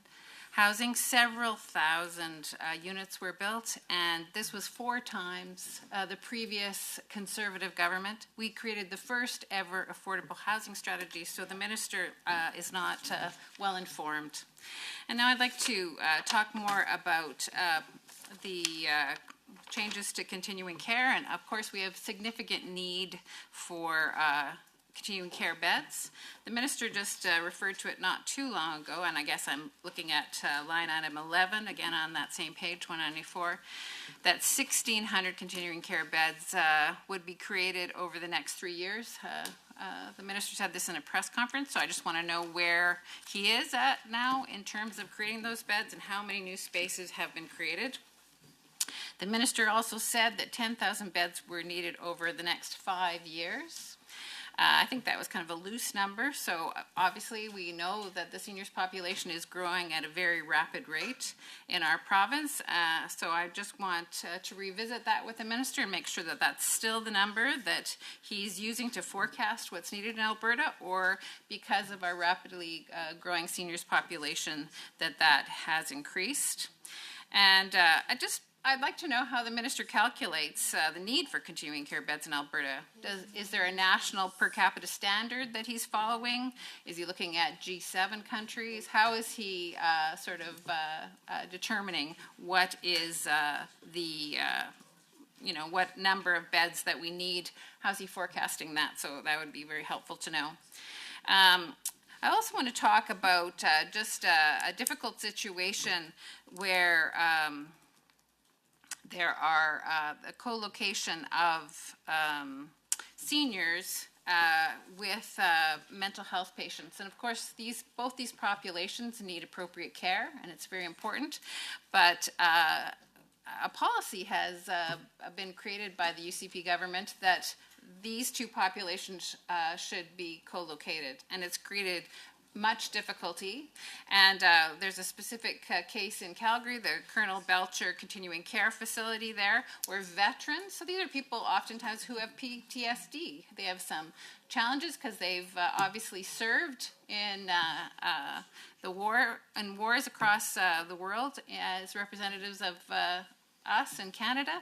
And of course, we should be treating them with respect and dignity. And a younger population of people with mental health issues are also being co-located there, and they have very different needs than the seniors. And both populations need the supports, but putting them together doesn't make sense. And a lot of the seniors are afraid to leave their rooms, which we know is very unhealthy for them. And so this situation has been going on for months and months, years actually. And certainly we've presented this to the UCP government over many times, but nothing seems to change. They don't see this as an issue, so I'm wondering what the minister is planning to do about that. I also just would like the minister, and he did refer to it earlier, so perhaps he can give us some numbers, that Albertans under 50 years old who are actually living in continuing care facilities, because people are in those facilities for different reasons, and sometimes it is a challenging fit because it is it's predominantly a seniors population, and so sometimes it can create problems for both populations. I'd like to move now to investing in preventative programs. So, of course, we know that when people are supported to age in community, which I know the minister has talked about non-medical supports, those are very important, and that's good, and I'm glad that program has grown and expanded, and there are deferred costs because of that, because people don't end up in those higher, more expensive services. They don't end up in hospital as much. They don't end up sometimes involved with criminal justice system. So I'm wondering what the minister is directing his department to do about just understanding sort of the deferred costs of those kind of programs. Is he sharing any of that information with us? Member, over to the minister for his response. Well, so much to cover in so little time, so I'll try to be quick. The commingling issue, though, in regards to the facility the honourable member was referring to, I think it's important to make clear a couple things, and then I'll answer how we're addressing it. That was a policy decision, the commingling policy decision about complex mental health patients with traditional continuing care patients that was made by Alberta Health Services. I would submit to you one of many, I think, problematic decisions that have been made by HS. I'm happy to inform you, Madam Chair, one of the very first decisions I made after being named the Sector Minister responsible for continuing care in our province was to instruct my department to begin to move those complex mental health patients into a more appropriate facility and to make sure that commingling was done with appropriate long-term care patients, particularly with our veterans in the context of the Colonel Belcher, but also across the system. And Madam Chair, you can anticipate that there will be other policies that we will reverse as we work through our role with Assisted Living Alberta taking over continuing care going forward. So I agree, and that's why we're fixing it. The member asked some questions about spaces, which I think I'll focus most of my time on. As of January 1st, 2025, there are a total of 29,606 spaces staffed and in operation at both Type A, B, C, and continuing care homes. Of these spaces, 16,205 Type A long-term care spaces, including 480 subacute spaces, make up part of that number. 13,121 Type B designated supported living, and 280 Type C hospice spaces. There was an increase of 190 continuing care spaces between March 31st and January of 2025. but there's more en route. In fact, the process that we're putting in place right now is working through Budget 2025 and before, as we invest in strategic capital, and particularly the Continuing Care Capital Program, which is going to see $649 million over the next 3 years, which will include the Bethany Continuing Care Center in Calgary, which is, I believe, $57.1 million over 3 years. The Good Samaritans Continuing Care in Edmonton, which is another $63 million over 3 years. All part of also a $760 million over 3 years, specifically $178.3 in this fiscal year, creating, I think the honourable member had a much lower number, so if I quoted that in a press conference, I was wrong. It's higher than that. 2,800 more continuing care spaces.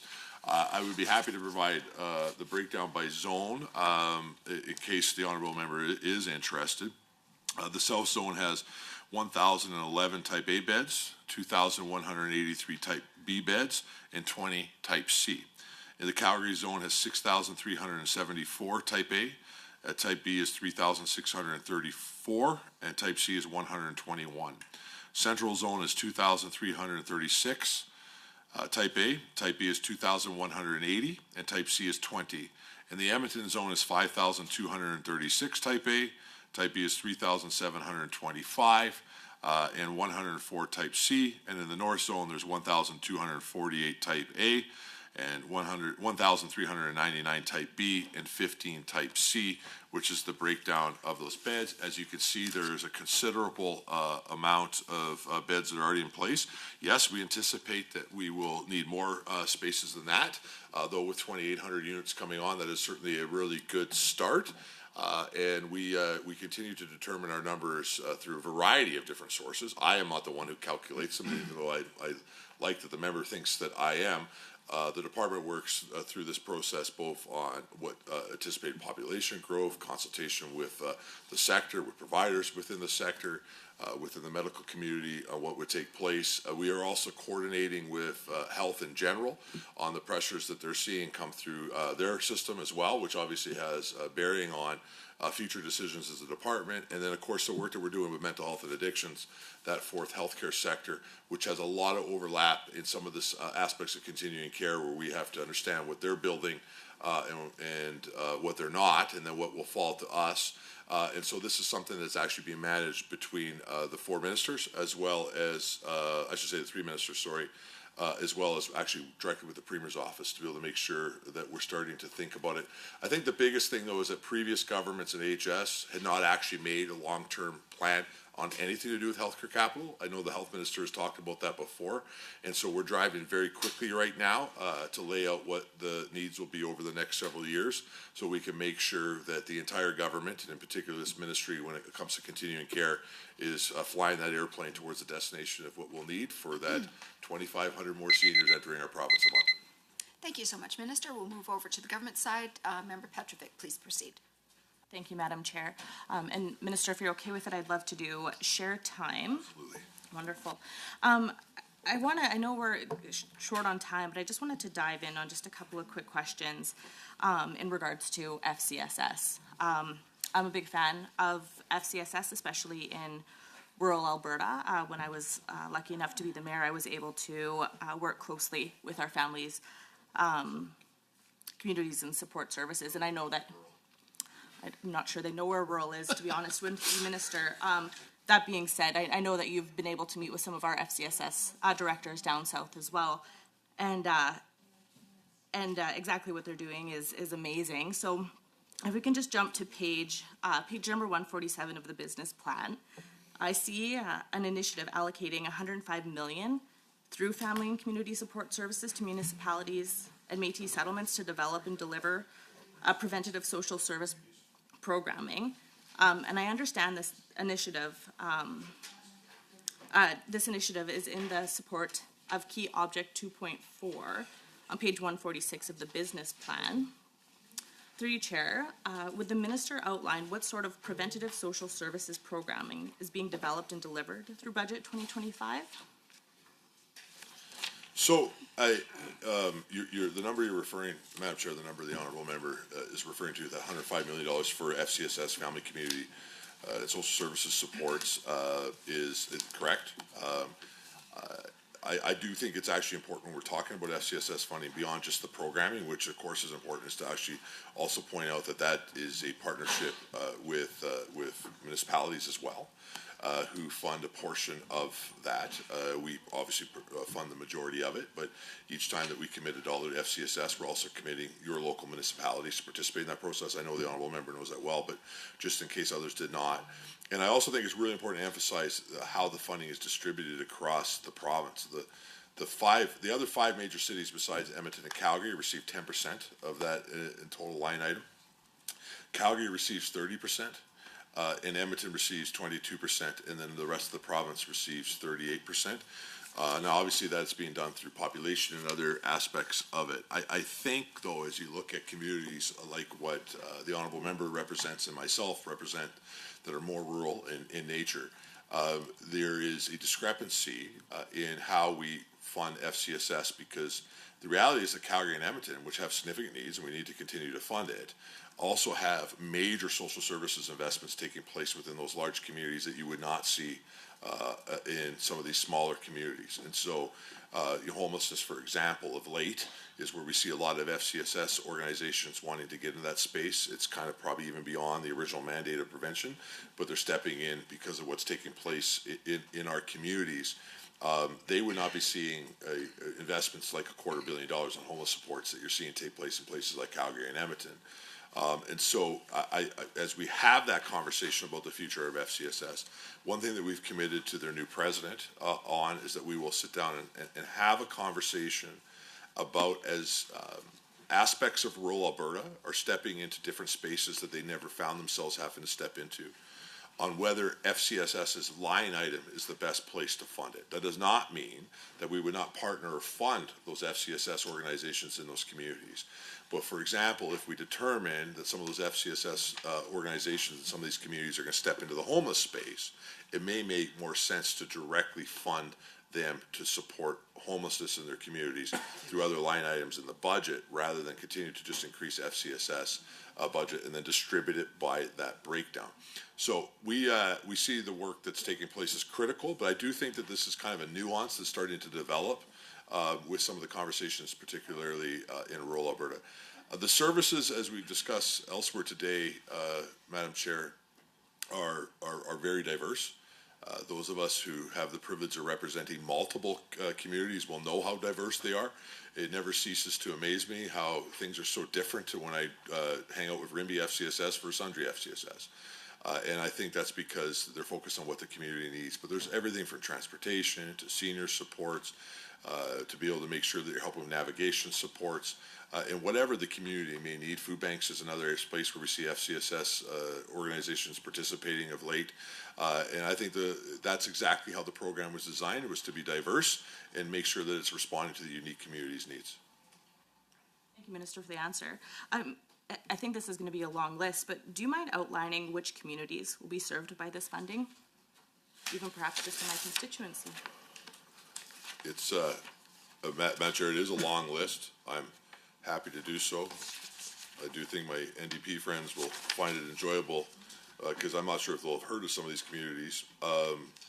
But I'm happy to do it. I don't think I'm going to give you the breakdown of each dollar, because I think I'll run out of time for sure. But Alberta Beach, Athabasca County, Big Lakes County, Birch Hill County, Brazeau County, Camrose County, City of Airdrie, City of Beaumont, City of Brooks, City of Calgary, City of Chestermere, City of Cold Lake, the City of Edmonton, City of Fort Saskatchewan, the City of Grand Prairie, the City of Lacombe, the City of Leduc, the City of Lethbridge, the City of Lloydminster, the City of Medicine Hat, the City of Red Deer, the City of Spruce Grove, the City of St. Albert, the City of Wetaskiwin, Clear Hills County, the County of Grand Prairie, County of Midburn, the County of Northern Lights, the County of Stettler, the County of Two Hills, the County of Vermilion River, the County of Wetaskiwin, Cypress County, Flagstaff County, Foothills County, Needy Hills County, Lac La Biche County, Lac St. Anne County, Lacombe County, Lamont County, Leduc County, Mackenzie County, Mountain View County, my home, Municipal District of Opportunity, the Municipal District of Bighorn,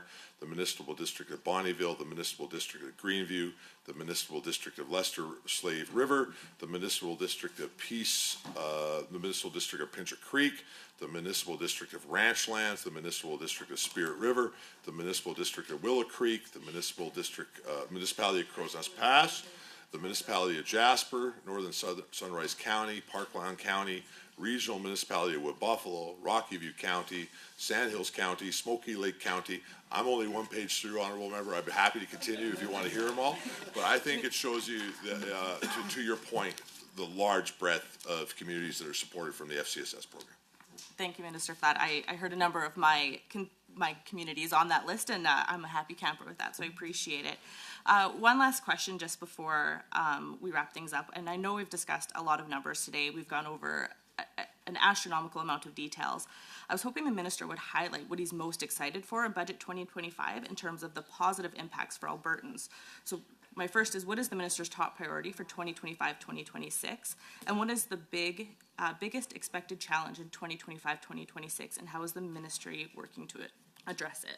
Well, the challenges are diverse, as we've heard today. I think the unknown of the tariff situation is an unknown for all of government, and obviously this ministry, which has a significant responsibility to support people in times of crisis. I think that is a large unknown that we are prepared for, but we just don't know exactly what we may be called upon to do. Though watching this ministry in the time that I've had it, the team here, and their capability of responding to things like fires and other natural disasters is second to none, so I have the confidence that they can do it. I do think that we're going to continue to see a significant pressure from population growth on all the programs. We've discussed multiple income support programs, from age to income supports and everywhere in between. Those population numbers put pressure, obviously, on the system to be able to make sure that we fund it. I think the ministry has done a great job of getting a pretty significant increase in a tight budget time to make sure that we're prepared to do it. I continue to be very excited about the work that we're doing on homelessness. I talked a little bit about the work that we've done with the Blackfoot Shelter, particularly in Lethbridge, which is one of my favorite projects. Again, I watched the NDP member from Lethbridge actually nod his head on it. I know he's seen the work that we're doing down there. It's significant. And I'm very much looking forward this year to seeing them open their new shelter and to see them continue that work going forward. I anticipate that we're going to continue to see the affordable housing number increases that we have seen this last year, even more. I'm excited, obviously, about the merger of Continuing Care into our department to make sure that we can bring true wraparound supports not only to our elders and the people that built this province, but to others that have been forgotten by the healthcare system, including those facing disabilities and the homeless. And so I'm excited about that transition work that the department is about to undertake, and very, very confident that they're going to get it accomplished. And I'm very confident we're going to continue to see staggering market house numbers that are going to continue to make Alberta the best place to live and retire in. We continue to have the only large cities in the world that have anywhere near affordable rent. That doesn't mean that it's not challenging, but we're certainly lucky that we're not Toronto or Vancouver or New York or those type of places that have seen devastating socialist policies that have destroyed their economies and made it impossible for people to live. So those are some of the things that I'm looking forward to, and happy to look forward to announcing them all in the coming months. Minister, thank you so much. Member Irwin. Didn't hear answers to many of the questions I posed in my last two blocks. In fact, my colleagues posed as well. On the procurement piece, I would also like to ask if the ministry has any contracts with Rubicon. But back to affordable housing, we've got a shortage of affordable housing units and many issues in communities related to skyrocketing rents. And I know that Albertans are watching, believe it or not, many advocates who hear every day the heartbreaking stories of people who are losing their homes because they can't afford rent. I think of the folks at Acorn in Calgary who've been working tirelessly to address this issue. Why isn't the minister taking seriously the serious issue that so many Albertans are facing when it comes to struggling with housing? I also wanted to get Jasper on the record, and a shout out to the incredible Jasperites who've been through so very much despite being abandoned by this UCP government. And in my remaining time, I just need to again get it on the record, as I started out earlier this morning, to say that this is a government that's cutting homelessness supports. It's in this minister's budget documents, despite whatever spin he continues to employ employ in this room, at a time of record homelessness, at a time of record deaths on our streets, this is a government that's cutting homelessness supports. Albertans deserve a whole lot better than the cuts, chaos, and corruption of this UCP government. And I know that Albertans are continuing to push back against this government and change this government when it comes, the next election comes around in 2027. And so with that, thank you to all the advocates who joined us today. Appreciate you so much. I'm sorry that this government has abandoned you, but we won't. Apologize for the interruption, but I must advise the committee that the time allotted for consideration of the minister's estimates has concluded. I'd like to remind committee members that we're scheduled to meet tomorrow, Tuesday, March 19th at 8 a.m. Did everyone get that? 8 a.m. Members, 8 a.m. 8 a.m. 8 a.m. tomorrow to consider the Ministry of Children and Family Services. The meeting's adjourned.